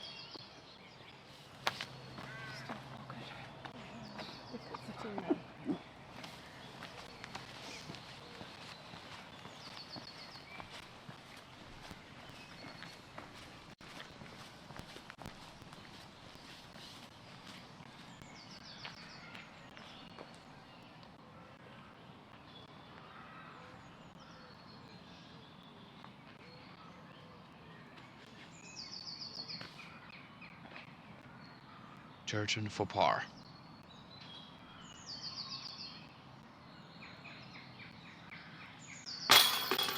And she's in. A bit low, but she's in, and that's all what matters. No harm done. And this was perfect upshot from Kaidi Alsalu. And perfect execution of game plan B. It was clearly her plan. If she misses the Mando or stays short of the Mando on the first shot, just lay up with the putter and go through the first gap on the right. Salonen takes the birdie. What a way to play the hole. And Annika, another triple bogey. So right after fighting back.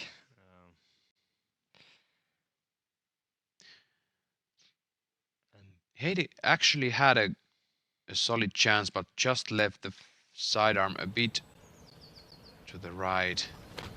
Saarinen wishes a bit of fade and gets it from the tree. Hits the pin. About 3 meters for the birdie, for the third birdie in a row. And then after a great shot, placing your second shot inside the bullseye, Silva showed famous Finnish smile after a good shot. Yeah. Nothing. Yeah. Nothing, but yeah, Silva doesn't show much emotion while playing. It is often said about Finnish sport professionals that they have ice in their veins. Yeah. You might recall Kimi Räikkönen from Formula One. He Exactly. barely makes a face. Yeah. And Silva is like that. She's a cold, hard professional disc golfer, aiming to get her third birdie in a row. And this is Heidi Laine for birdie to get even par. Great putt.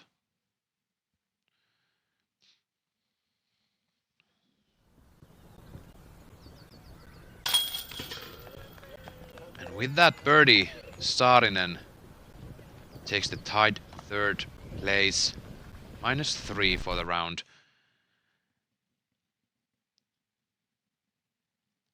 And these women are making some big things on the course.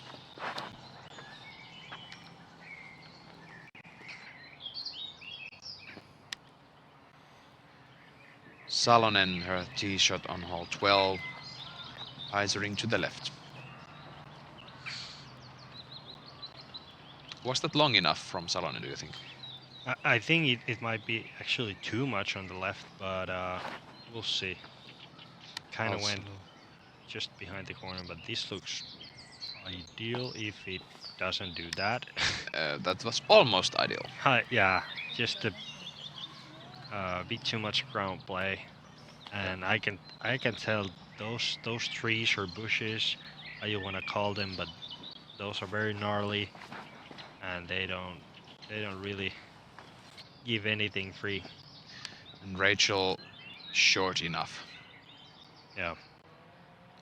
She might be exactly where Silva was a few moments ago. I'm interested to see, does Annika try to... Might be so. She gets some branches. It's a long way to the basket. Yeah. I was thinking, does Annika try to attack and kind of go around the corner, but yanked the shot, and now she probably needs to lay up. But yeah. Almost 160 meters, par 4. playing in the middle of the difficulty scale.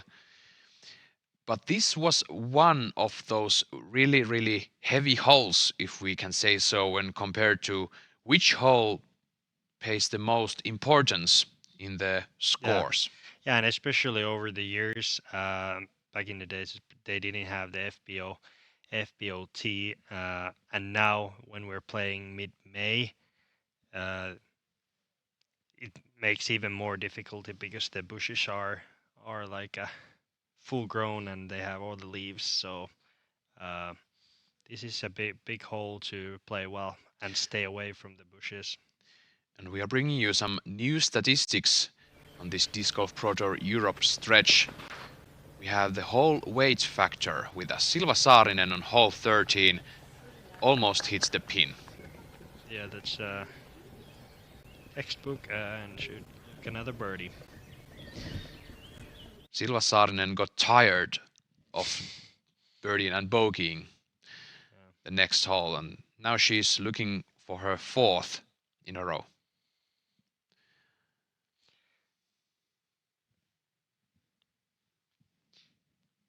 There we see the hole 12 from the drone footage, and as you can see, there's not much space between the bushes there.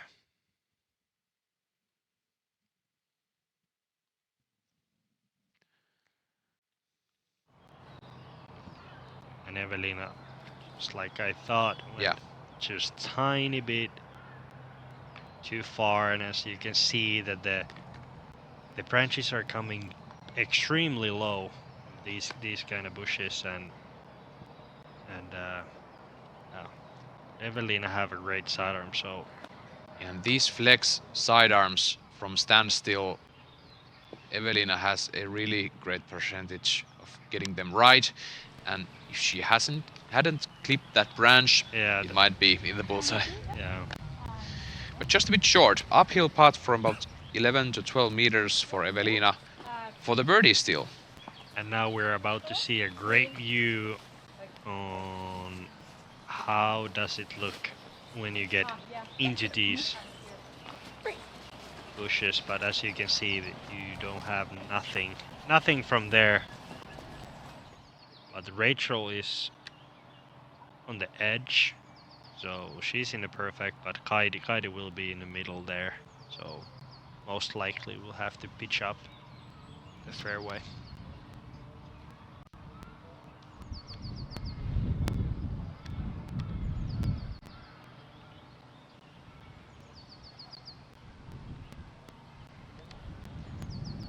Heavy headwind coming from the pin.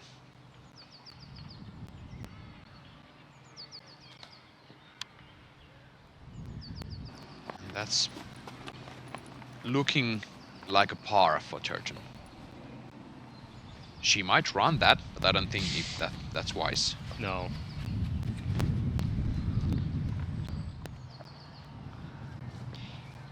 Let's see if Kaidi have anything from here.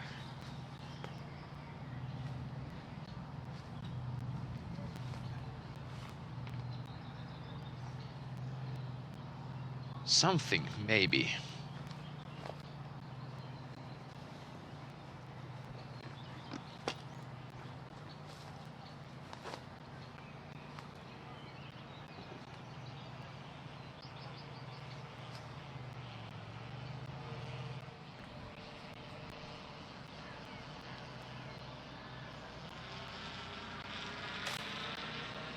Clips the branches. Yeah, no, she didn't have not much, just still got it out, and from 35 meters from the pin, so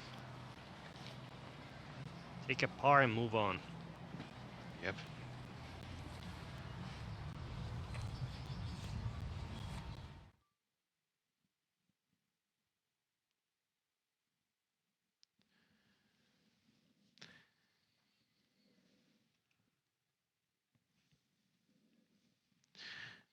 And after this hole 12, we have one par 3 once again, hole 13. On this last stretch, we take turns from par 3 to par 4, and then we have a par 6 to end it. Turton, great upshot. Bullseye hit. Well, just barely outside.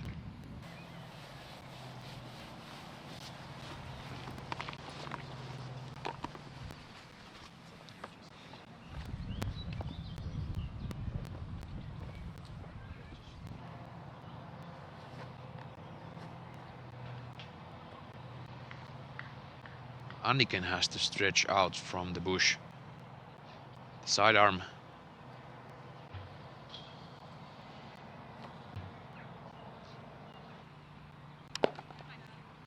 Great shot. It's gonna be a par.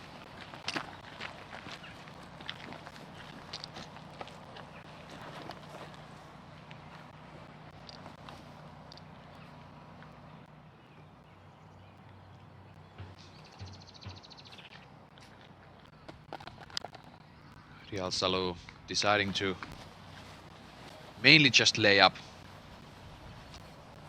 take the par and move on.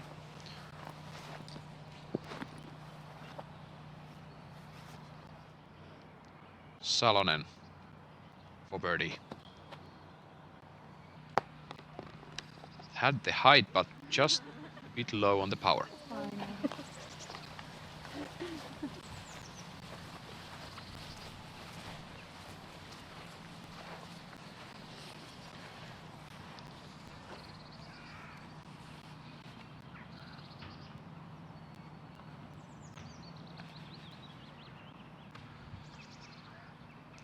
Turton for the par.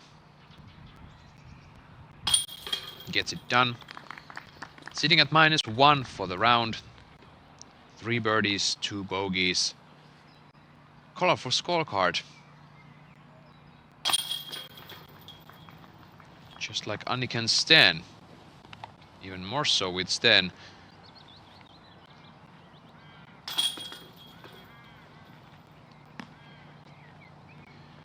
Anniken has 2 triple bogeys and 1 bogey. Then some birdies here and there. This is Heidi Laine, hole number 14, going up and over with the second shot. And 2 meters from the basket. Great job from Heidi. And someone else is also doing great things. Talk about Silva Saarinen. 4 down to the last 4 holes. And here she is. Yeah, this is a very, very difficult shot on a hole 14 as well. It is super tight, even tighter than on 12. The space between the bushes, and she clipped right on the edge. We'll see what she faces next.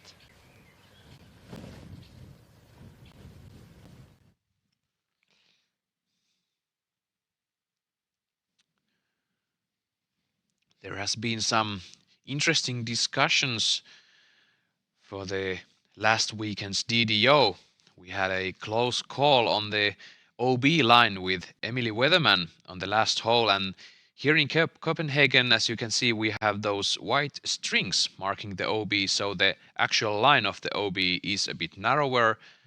Some enjoy the strings, some enjoy the painted lines, but all in all, the rules are simple. Yeah. Yeah, and I think the rope makes it very clear for the players, and paint could be messy sometimes. Silva Saarinen, her third, luckily gets into the circle 1, about 4 to 5 meters left for the par. That could have been nasty place to. Yeah.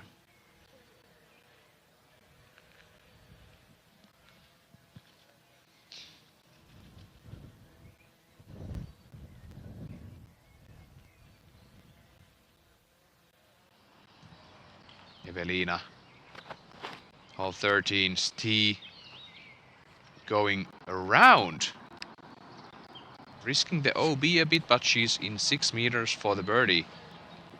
Great sidearm skills from Salonen.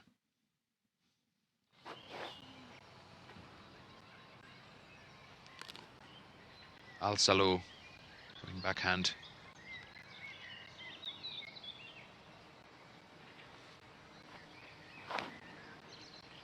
This is low.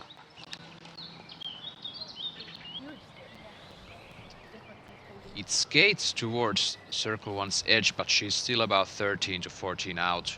And there is some out of bounds behind the basket. Not so near as in hole 7.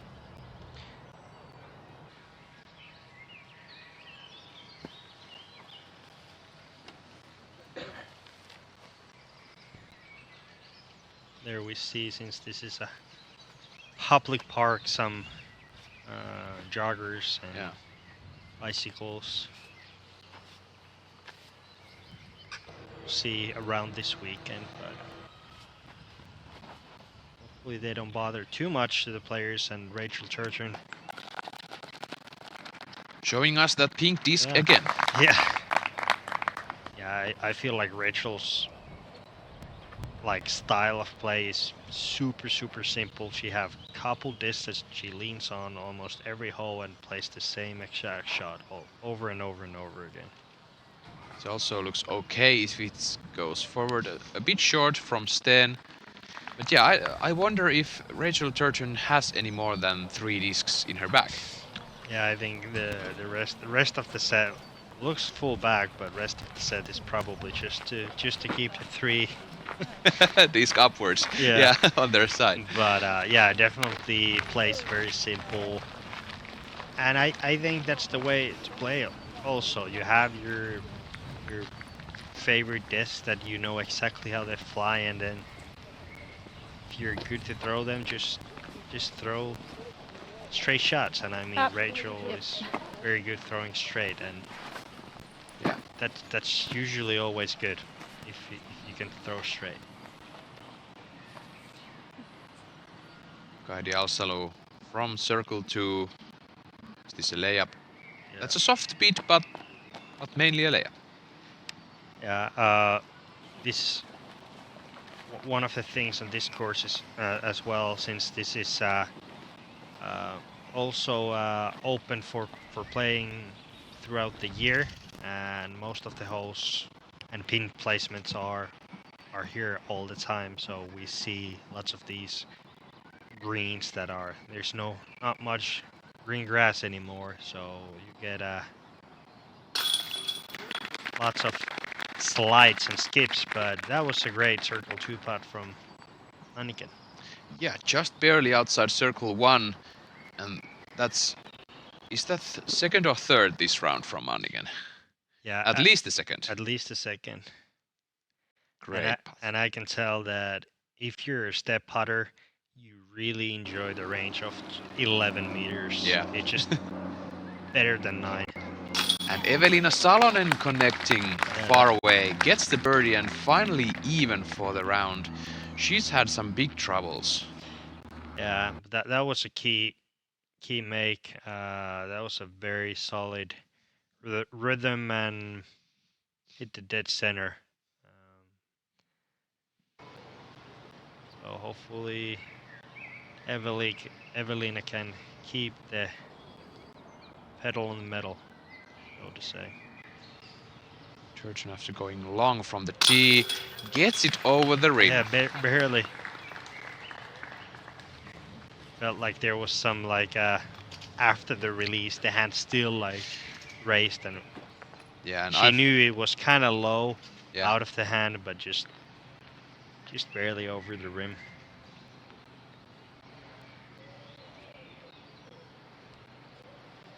Alsalo for par. Yep, that's in.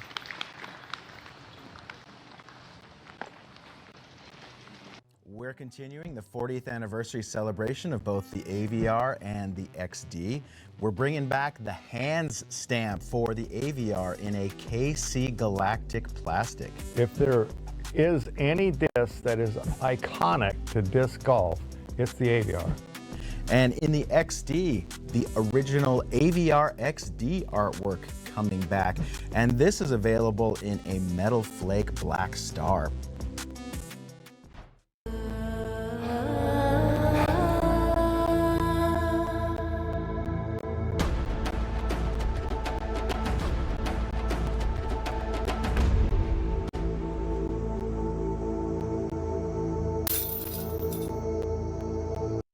So you want to throw further. Okay, here's the plan. Step 1, join the Power Disc Golf Academy. Step 2, watch Holland Hanley's lessons on how to properly select discs that are appropriate for your skill level. Step 3, watch Paul Uliberry's X-Step lessons to help you build a solid foundation for generating power. Step 4, watch Simon Lazat's lessons on upper body mechanics to make sure you're giving the disc the best opportunity for distance. Step 5, watch Ezra Aderhold's max distance lessons to build your most powerful swing. Step 6, use our fieldwork drills to dial it all in. And the last step, go out and crush your personal best distance record. Ready? Go. We are seeing some great action from the FPO field on this opening round of the Copenhagen Open, the first stop of the Disc Golf Pro Tour Europe. So welcome along. My name is Esa-Pekka Tupala. Here we have Teemu Nissinen, whom you might recognize. He's a former lefty player. Yeah, Anniken Steen have played very well, and yeah, excited to see last 6 holes. And yeah. There are par 3s, par 4s, and even a par 6 for the FPO at the very last hole of the round. It can give us some big separations score-wise, but so far solid progress from the FPO field. And Evelina Salonen, some interesting would you say troubles on the first 12 holes. Thank you, Paragon Disc Golf, for these players' statistics today. Yeah, I think Evelina looked on the front 9 a bit frustrated, and now she have taken couple birdies, got one in 11 and now 13. So she's getting finally kind of in the groove. So interesting to see on the back 9. And what's great on this layout is that the hardest hole waiting on hole 18. So you really have to push all the way till the end, since nothing is over till the 18. And on 18 it's a par 6. So we will see some low and high numbers on that hole, and that's trouble zone. And even this hole, we can tell this is way different a month ago than what it is now. So Silva Saarinen also aiming a bit too high, fading to the bush. Yeah. But Silva got still some distance out of the tee, so she's probably 35 meters from the pin, so probably able to save, hopefully a par, but Heidi is in big trouble. This is how you want to do it. Yeah. Just a bit to the right and she's perfect. It looks like that the weather have not warmed up almost at all. Still like people and players wearing their long sleeves and using the gloves, and but hopefully on the weekend we have a bit better and a bit warmer. Players will appreciate that greatly. Salonen ripping one off 14 and hitting trees once again.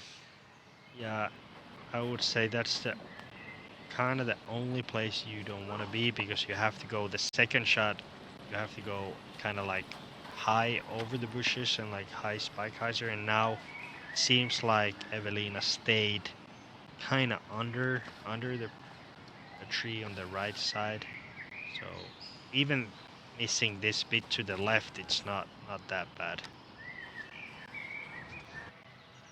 Like this, Rachel can there throw like a high spike hyzer over the bushes.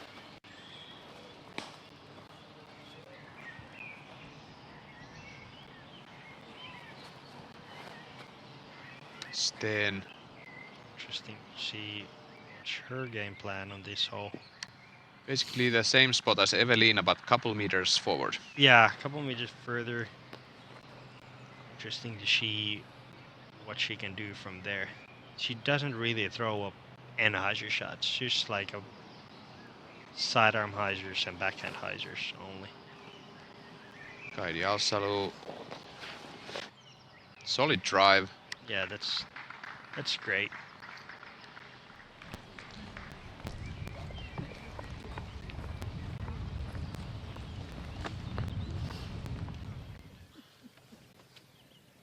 And we have a disc stuck in the tree. Hopefully soon enough getting it back. Yeah.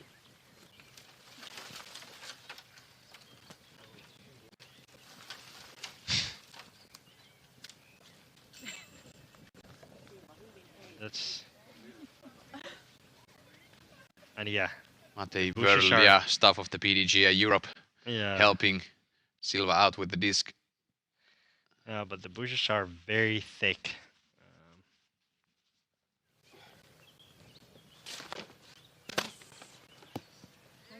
Well, this was a drama. Yeah, right. Luckily, she got it back. Yeah.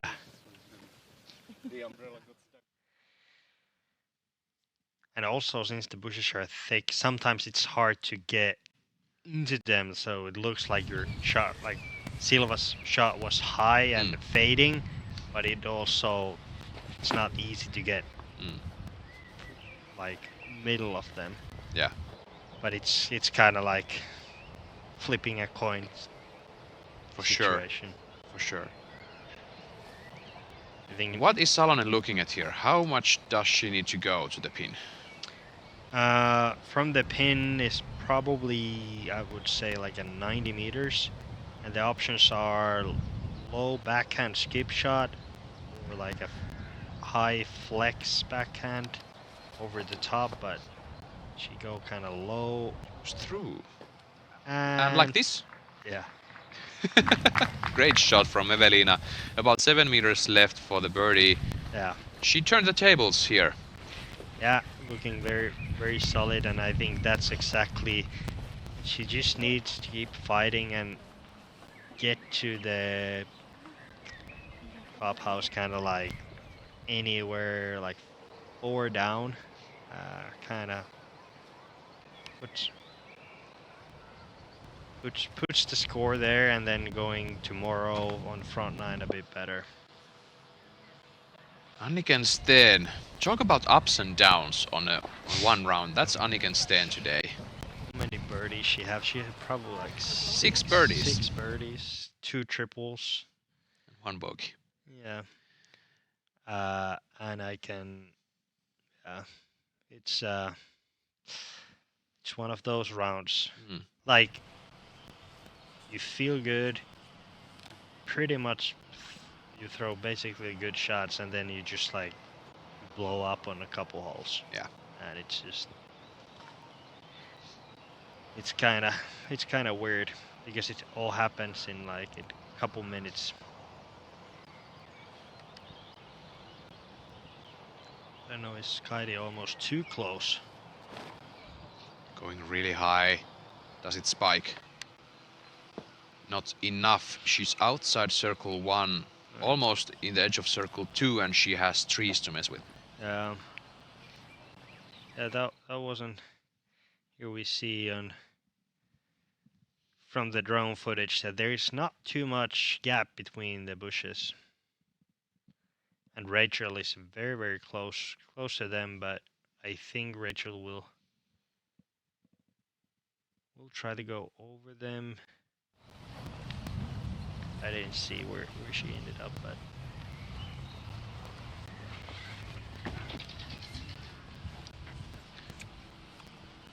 Anniken Steen. Seems like she's not so deep under the branch. Yeah, she got out. It's just a jump out to lay up for the par. You really can't run this in. No. For her, maybe a lefty sidearm higher up, but that's not a play you want to play. You just want to take a par from there. No, yeah.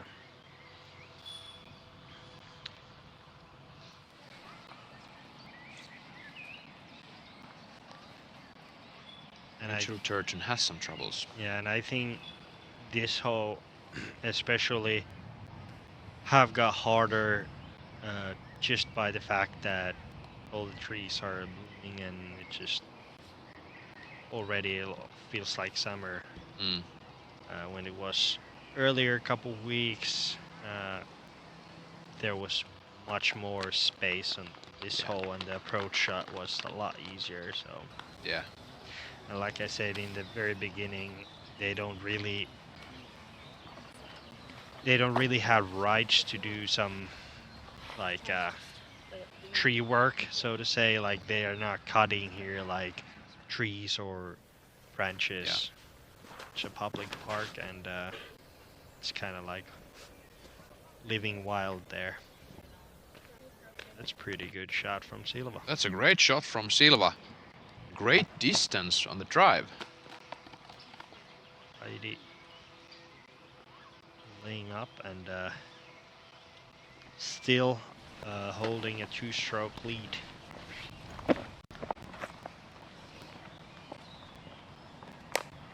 Jenni Karppinen doing great things also on the back nine.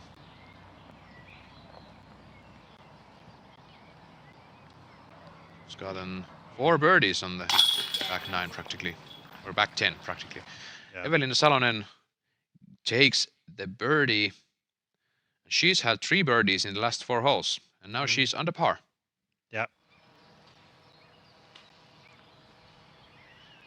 And she's the only player from the feature card to take the birdie on hole 14.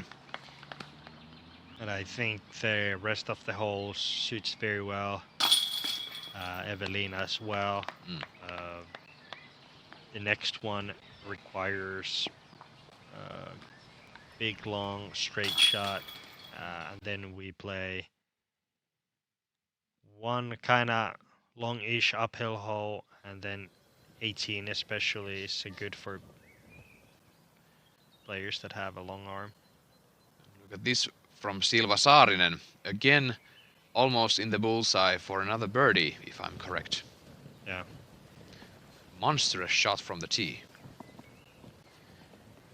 And if we talk about the last hole, hole 18, which is one of those 3 weighted holes comparing the scores altogether, it's a par 6 for the FPO for the first time. And if we have one player that could take the eagle, it's Evelina. But first, let's take a look at Jenni Karppinen, who we were just talking about. Hole 18.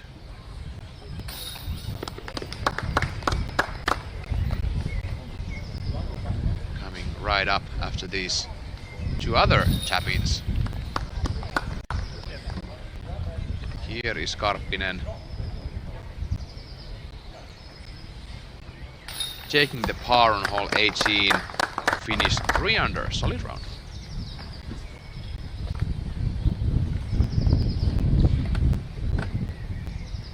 Yeah, I think the changes that they have made this year, some tee pads for FPO, some par numbers, and we're looking way different score than a year ago. And this doesn't turn for Evelina. It's the branches, luckily circles. Yeah, I got actually very favorable kick, and it's 11-12 meter range. But yeah, that was a good kick. But she has dialed in that longer range of a putt, going 2 holes back. Yeah. She hit the one on 10 meters.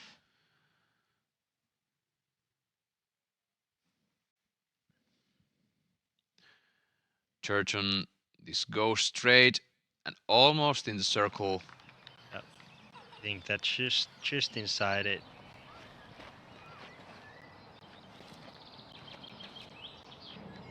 Against Steen. This needs to turn. Barely enough, but still a bit short. Circle 2. Can Kaidi Al-Salou get under the basket here? About 90 meters, 298 feet.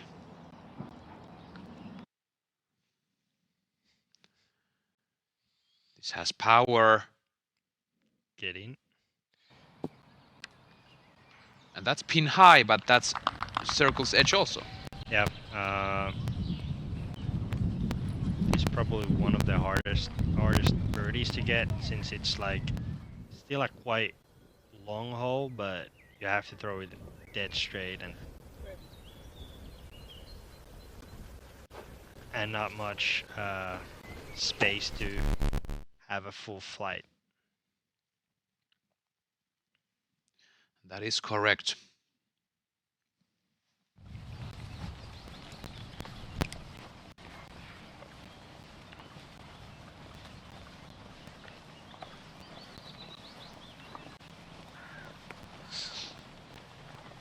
Finally, Togi has managed to also, after a tough start for the round. She was 3 over through the first 7 holes, and now she's gotten 6 birdies in the last 9 holes. So, and Silva Saarinen, another one for her. Another birdie. She's now 5 down, only 1 stroke behind Kaidi Alsalu, putting for the birdie from circle 2 on hole 15.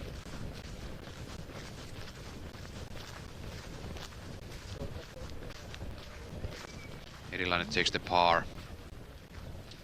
Laine is now currently even par for the round.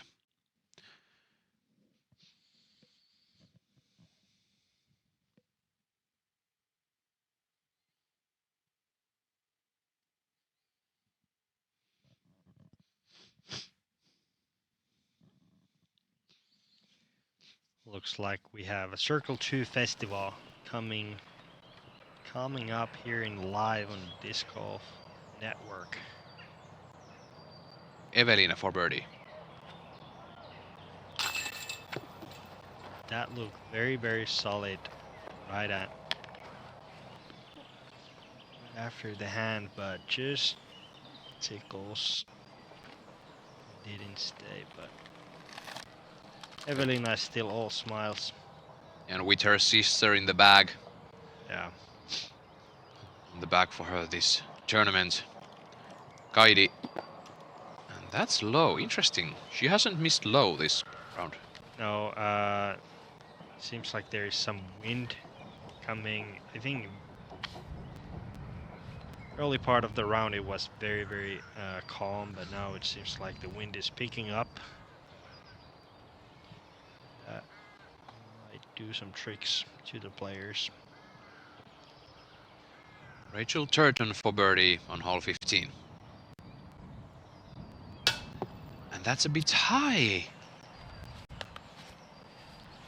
Well, that's the better miss to make. Yeah, that was a very, very good committed putt, but just too high.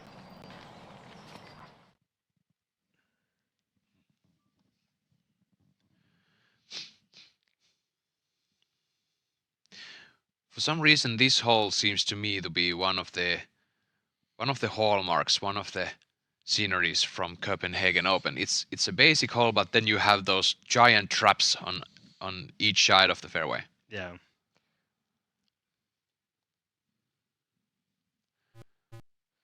Signature holes on this course, and now we have Silva Saarinen. This looks maybe a bit too left, and that's OB. Mistake for Silva. Yeah, the wind is just picking the disc. It seems like, yeah, there's a heavy right to left wind. And it's a down.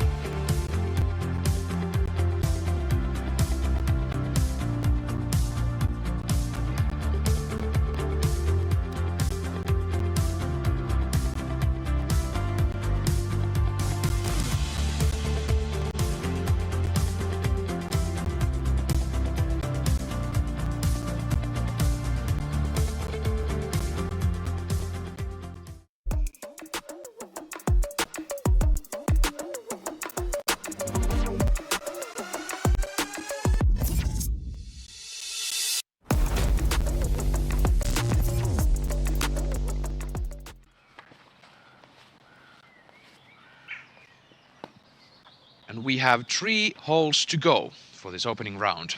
Rachel Turton on the tee of 16s. What do we have here?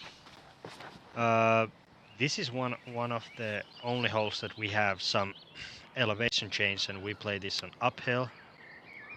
But this is relatively easy hole, and I would say this is the must get, and this is the easiest to get on the last 3. So players definitely wants to get this. And Rachel Turton didn't turn that driver of hers over, and Anniken Steen did. As a lefty, she ended up to the same spot. Kaidi Alsalu has had 5 pars in a row. She is given some opportunities to others to catch her. And this is looking really well done. Yeah, they're all good. The hole itself, it's around 140 meters. So everybody has a good look for the approach.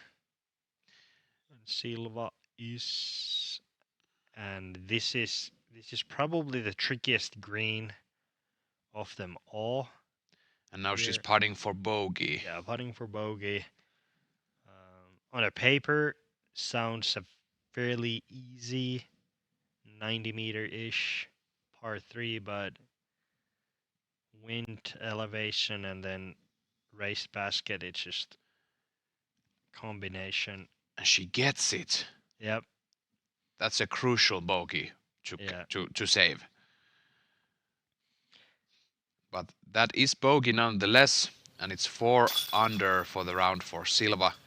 And Anneli Tokias managed to also carding a bogey.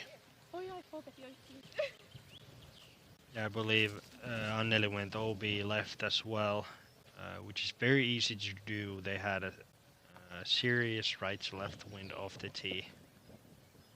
Anna Jansson, some serious struggles on the front 9. Now she gets the par, and she still has a chance to take that score a bit lower on hole 18. Line takes the par.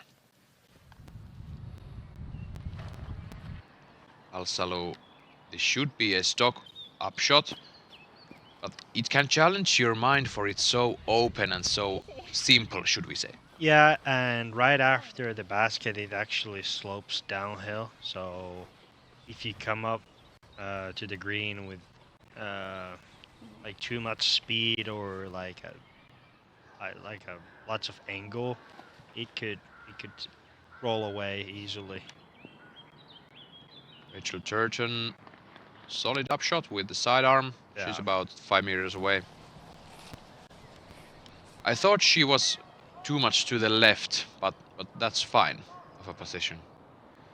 And she has the distance as an ultimate thrower. For lefty, this should be relatively simple because you're fading towards the hillside, and Anniken does it perfectly. And see, where is Evelina? Yeah. That is what I wonder.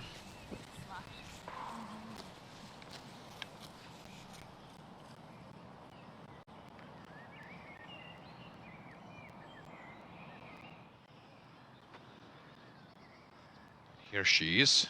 Yeah, she had like a great drive off the tee, and now she had some bit too much juice on that approach shot, and now she's looking uphill 7-meter putter. So yeah, she's gonna be the first one to putt for the birdie. Yeah. Anna Jansson on the tee of 18th. This is tighter now, this OB on the first island. Yeah, I think on FPO field they kind of like need to basically lay up here in the corner and then go over the OB on the second shot. They're putting right next to each other. Evelina Salonen for the birdie to go 2 under for the round. And that's 2 left. And she's seemingly frustrated, which is understandable. Yeah, that was one of those that she had on early part of the round as well. Just like too much hyzer and kind of like not enough power. Alsalo for birdie. She doesn't miss these. If Alsalo can keep it clean till the clubhouse, then it's like she will play a very good round. And I also wonder what would be the rating, since 7 under, most, no matter where you play, should be pretty highly rated. Yeah, it really should. Turgeon takes the birdie. Still have Anniken Steen to go for the birdie.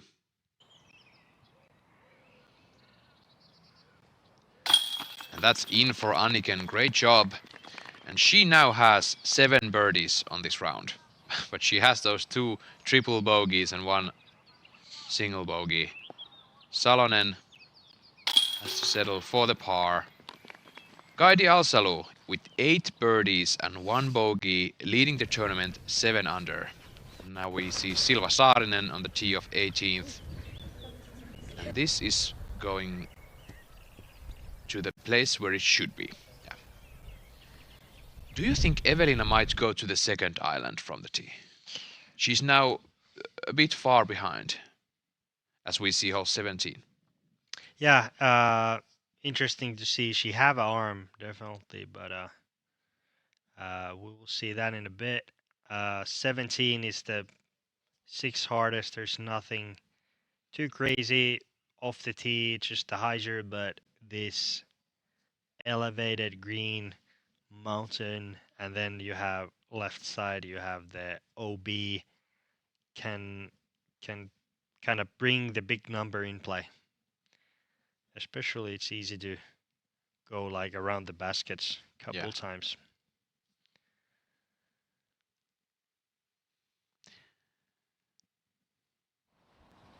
Three strokes back of Kaidi Alsalu, there is Silva Saarinen and Sonja Laine, who finished her round earlier today.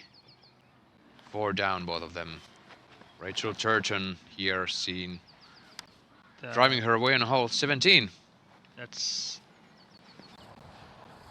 was a bit left, but straight enough disc and looking inside the circle putt, birdie.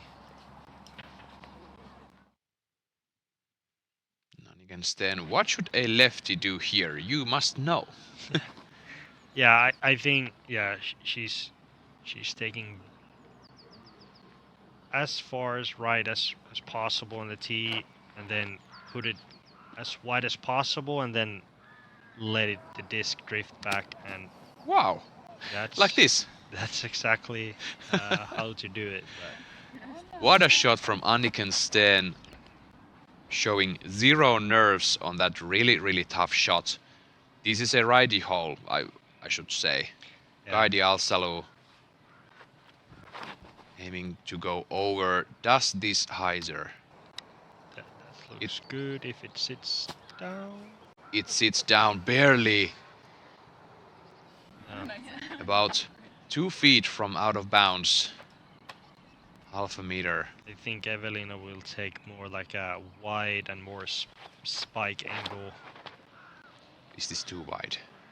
No, I think it's coming. It is. Yeah. Similar distances to the basket. Yeah. I believe about 7 to 8 meters for all of them.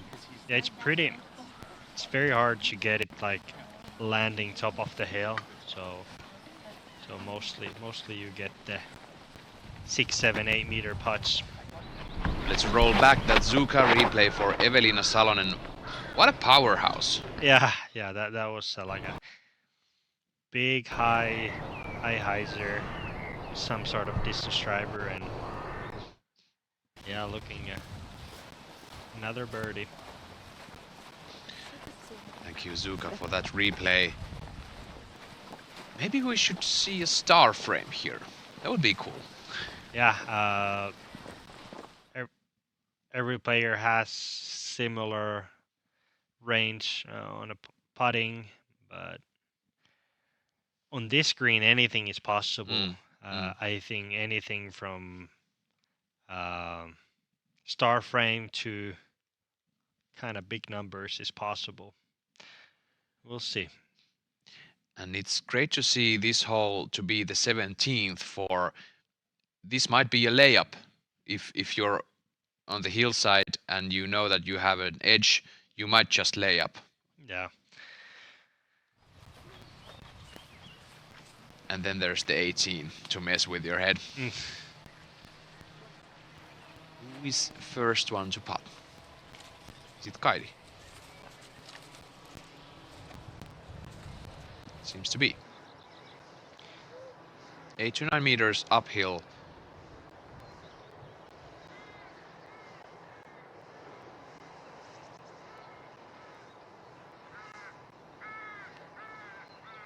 And she misses right side, doesn't hit the basket at all. And it's still her turn. And now she's facing OBs right behind the basket on the line, so...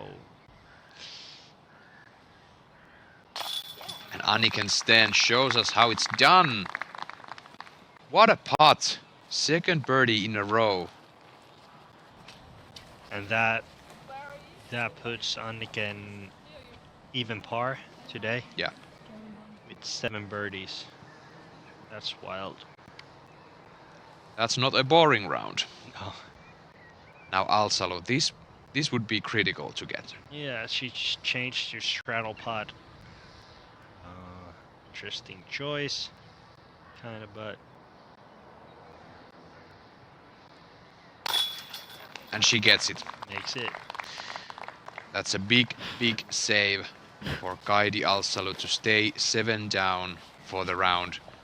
Magnificent round for Kaidi altogether. Yeah. And where did that come from? It seems like there's an MPO. Players already on the... Players already, and that was a close call.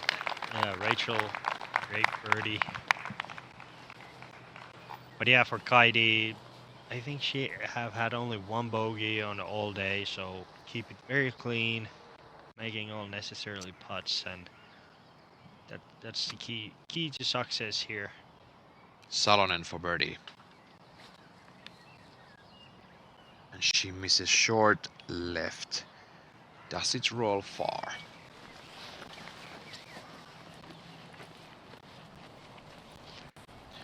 It rolls a bit. Yeah, I think this green, if you miss the basket, it never stays close to basket, so you have pretty much always the similar distance putt. 22 feet, says the Bushnell. And she saves the par. That's crucial. She's still 1 under, so nothing's certain. Anything can happen. Yeah. But I think she wishes for the eagle on the next hole. Yeah, but Evelina needs to clean up the card for tomorrow a bit. Couple more putts needs to drop, and she will be right in the mix.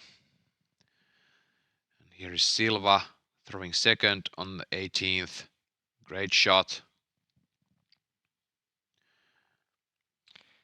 She actually have a pretty good look from there to attack the green, and hopefully looking for an eagle.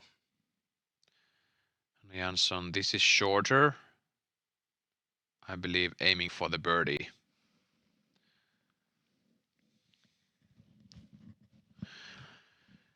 This opening round is getting really interesting. Look at how tight the top 8, top 10 are. Kaidi Alsalo, of course, she has the 3 strokes ahead, but then we have 3-way tie. Silva Saarinen, Rachel Turton, Sonia Laine on -4.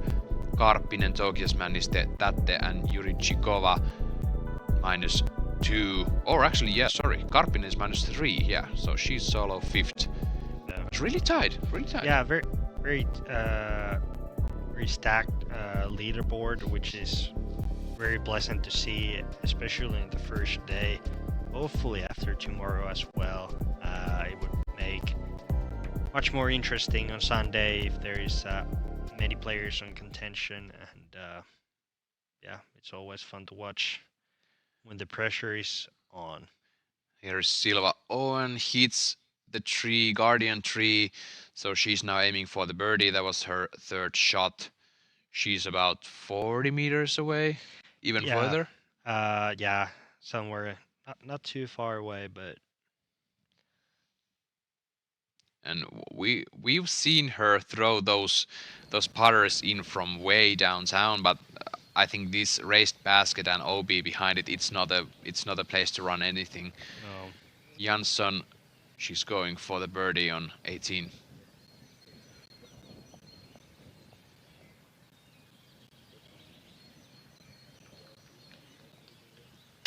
She gets it. And last year this track was par 64 for FPO, and this year it's par 66, so just 2 strokes larger par, but still Kaidi is throwing -7 before the 18th. Yeah. And she took the tournament down +12 total score last year. Yeah, this year 3 rounds, I would say it's probably at least -15, especially if we get warmer, better weather over the weekend. And this is short for Kaidi. That's really safe. Yeah. Interesting what she will do on the 2nd shot, because now it's kind of a long way to go. And be aggressive. Evelina has a stable upshot putter, so she's not going for the 2nd island. But she might still be, yeah, she's going for the eagle, but not for the albatross. Yeah, definitely a fast driver there from Evelina, and then upshot aiming to the basket to trying to pick up a tap-in eagle. That's her plan.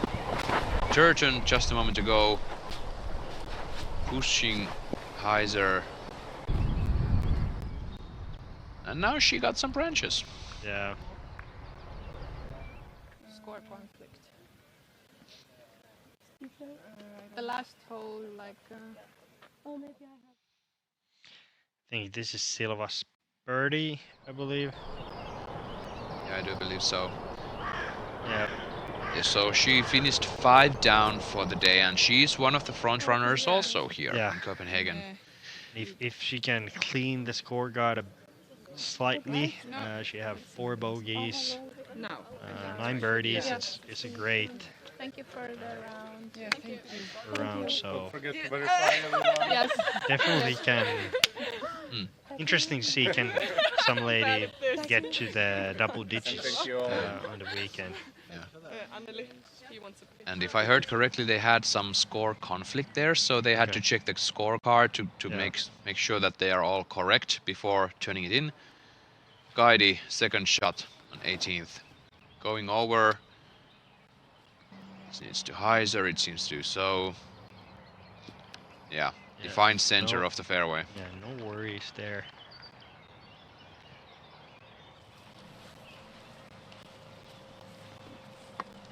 But it's probably in a place that it's relatively easy to play it for birdie. That would put her 8 down of the day, which is, I would say, very, very strong start. And some sort of early statement as a defending champion. Anniken Steen going around those 2 trees. She's inbounds.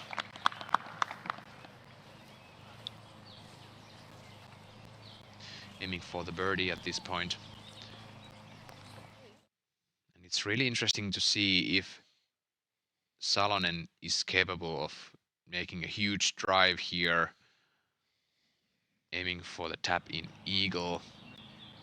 She has a fast driver in her hand.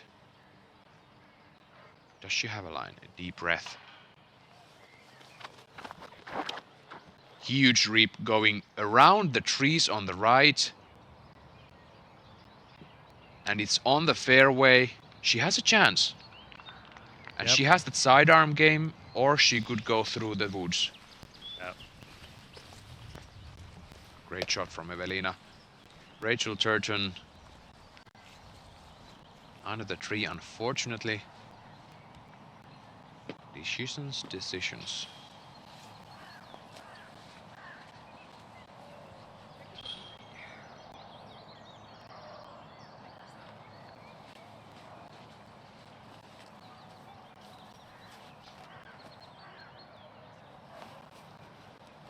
Decides to go on a knee.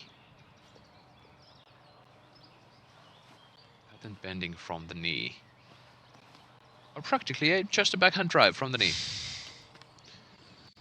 That's not something you practice a lot. Let's hope she does well. Oh, and that's hyzering. She didn't get in bounds. She knew it was tough.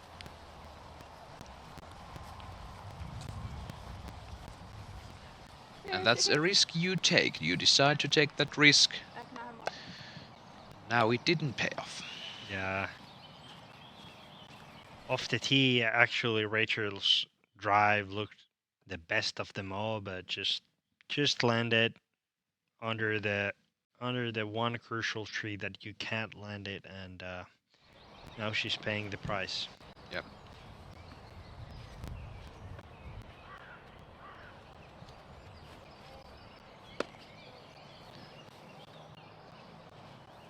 With two big shots, she still has a chance for the par, but it needs really a lot of distance. Rachel has distance, but is it enough? This is taking a full flex. Another one of those. Yeah. Then maybe. Yeah.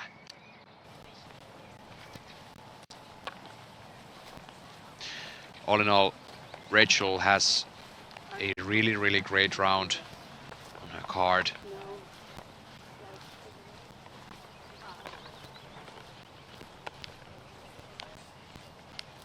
Saarinen has ended her round a birdie, so she's -5, solo second in the clubhouse. And it's now just with Kaidi Alsalu. Can she manage a birdie or a par? That's her goal. Evelina Salonen still aims for the eagle. And we have Anniken Christiansen Steen -1 with Evelina. Steen has 8 birdies on her card. This is now third shot on 18. Only thing she needs to avoid is the right side, just to get it to turn, and that's beautiful. Very well executed. Relatively short upshot, and that would put him 2 down. 2 down. Yeah. She's 1 down. 8 birdies so far. That would be her 9th birdie. And that would be something. Take those triple bogeys away. Yeah. Yeah, usually I tend to say that just keep the bogeys off the scorecard, but triple hurts a lot. Now it's fairly open from here, considering the OB. Yeah.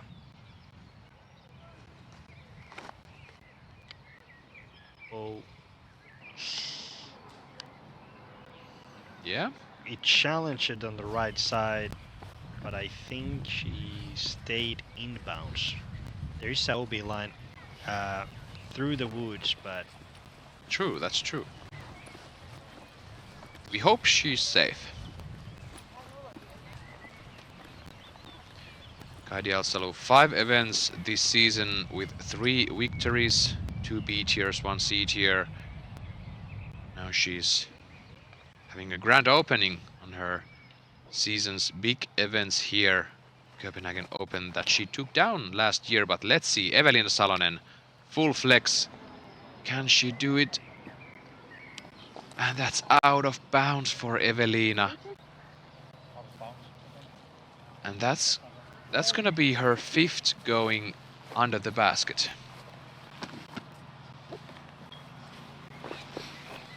Evelina has just returned to Europe and she's feeling really great of this season overall. She has won a DGPT Elite Series event, the Chess.com Invitational, the first event of the season, and then she took down the second major on her name. She took down the Konopiste years ago, but man, the Champions Cup victory, that felt good for her. Yeah, now it's kind of when they're playing in states, like the odds and like what everybody expects is like a Kristin show up and win. Kristin have won a couple tournaments, but Evelina haven't played much in Europe for years, so this might kind of make tricks in her head since she's coming over this tournament. It's like a obviously with the fan favorite to win the tournament, so it's kind of different mental mindset for a player. And now Evelina might have nothing else but a layup for the par after that OB. Yeah, depending how much the tree is on the way.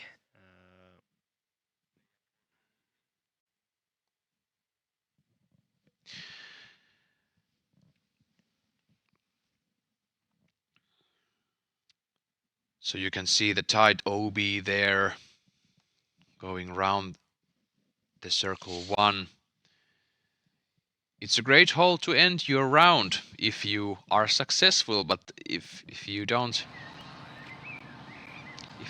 keep your mental game alert, you can do some great mistakes here. Here is Sten throwing her 4th, and that's under the basket for the birdie. Great job from Anniken, what a round. Yeah, 9 birdies, 2 down total.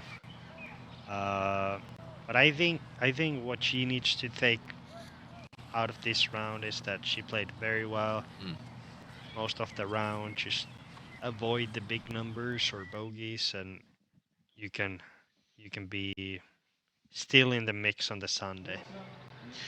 And this has been a par 5 for years, this final 18 hole, and it is the first year it's being a par 6 for the FPO, as we see Kaidi Alsalo 4th shot. That's picture perfect from Kaidi, and she's gonna take another birdie here, and she's gonna be 8 down. How do you feel, Teemu, about this of this being a par 6?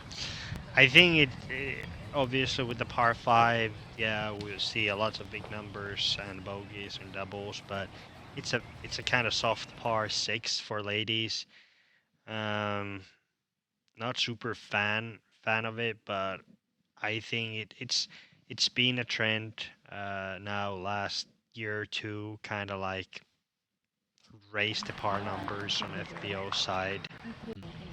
It kind of end of the day it doesn't matter, it's same for everybody, but it kind of makes the leaderboard and total minus number to look better. And as we were talking about, Evelina decides to lay up for the par.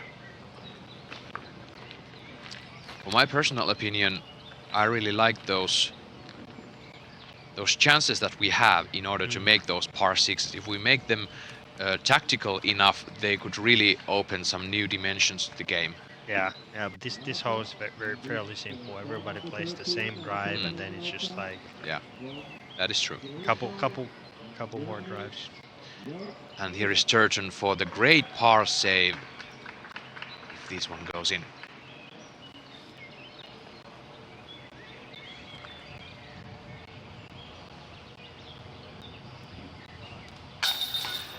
And that's in for Rachel Turton. What a save from that miscalculation on the second shot. That also keeps Rachel on the lead card for going tomorrow, I believe. If that was par, and she will remain as a tied third. Congrats to Kaidi Alsalu. Amazing round. She's gonna be the Innova Hot round of the day. -8 with a bogey. Evelina Salonen tried to hang on there. She has some job to do next 2 days, and Anniken Steen, what a fight from her. This has been an interesting opening round for the FPO. Yeah, it was. Thanks.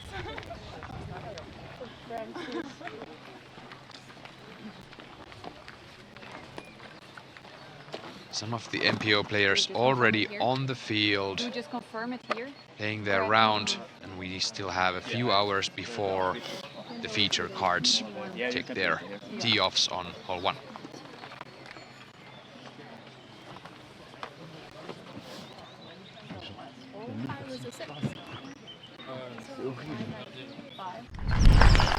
Let's see a couple of shots earlier this day. It is Kaidi. Great shots, great putts, great up shots. Look at this. And the main thing for Kaidi today was like she kept it very easy for her. It was just like lots of fairways, lots of greens, and then lots of kind of easy, simple putts.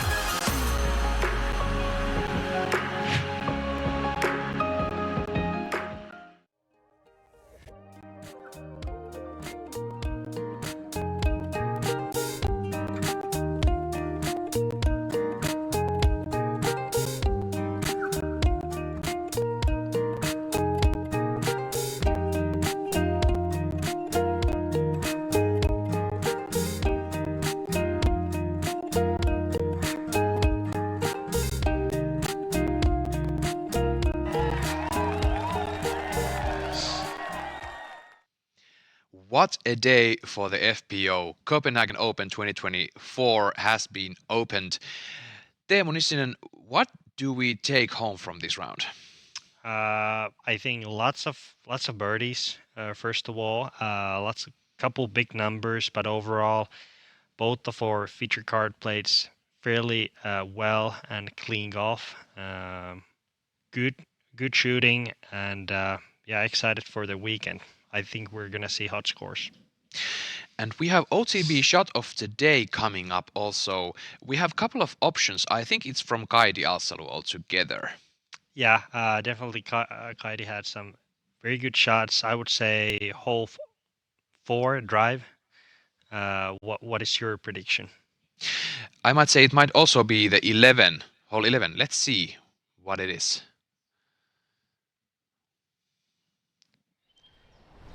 Yeah, it is the drive from hole 4 as Teemu. Yeah, this was beautiful. Full flight, right edge of the bullseye. And what a great round from Kaidi, -8 with 1 bogey, and we are soon gonna hear from herself, how is she feeling after the round, and she has a nice bumper to go to the second day. Exactly. Let's go here, Kaidi.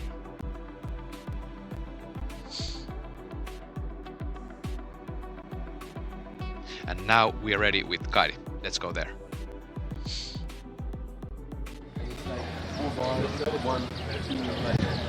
Kaidi Alzaro, we're done with the first round here at the first European Pro Tour event on the European scene here in Copenhagen. Shooting 8 under with only 1 bogey for the round. Can you put some words to the round yourself? Yeah, I was a little surprised when I saw the scores at the end, but it felt good. I was calm and I don't know, it went pretty quickly and the conditions were great, and I just go with the flow feeling. I was like, yeah, everything was easy. And the changes we've made to the course compared to last year, did you play better or worse on the new holes? Do you feel? I think it was the same. The course itself seemed easier this year. Maybe I'm better. Yeah, that's why I think. But yeah, I like the course and I like the changes. And did the famous Copenhagen win influence you in any way at all this round? No. I didn't think about anything at all. Just only my game and my music bubble. Yeah, great. Well, we'll be seeing you in the lead card tomorrow. Yeah. Thank you. Thank you. Oh. Very nice. Thank you. Kaidi, I can confirm you have gotten better at disc golf. It was a magnificent round, and we are gonna have more disc golf action coming at you later this weekend. We have, of course, the MPO starting in a few hours, and then we have 2 full days to go for this Copenhagen Open. Here are the broadcast times. So 3:40 local time PM starts the MPO, and then again next morning 9:40 AM local time the FPO starts their second round. Thank you from the booth and from the studio in Helsinki. We'll see you again afternoon in a couple of hours. Thank you everybody watching, and we see you in a couple hours.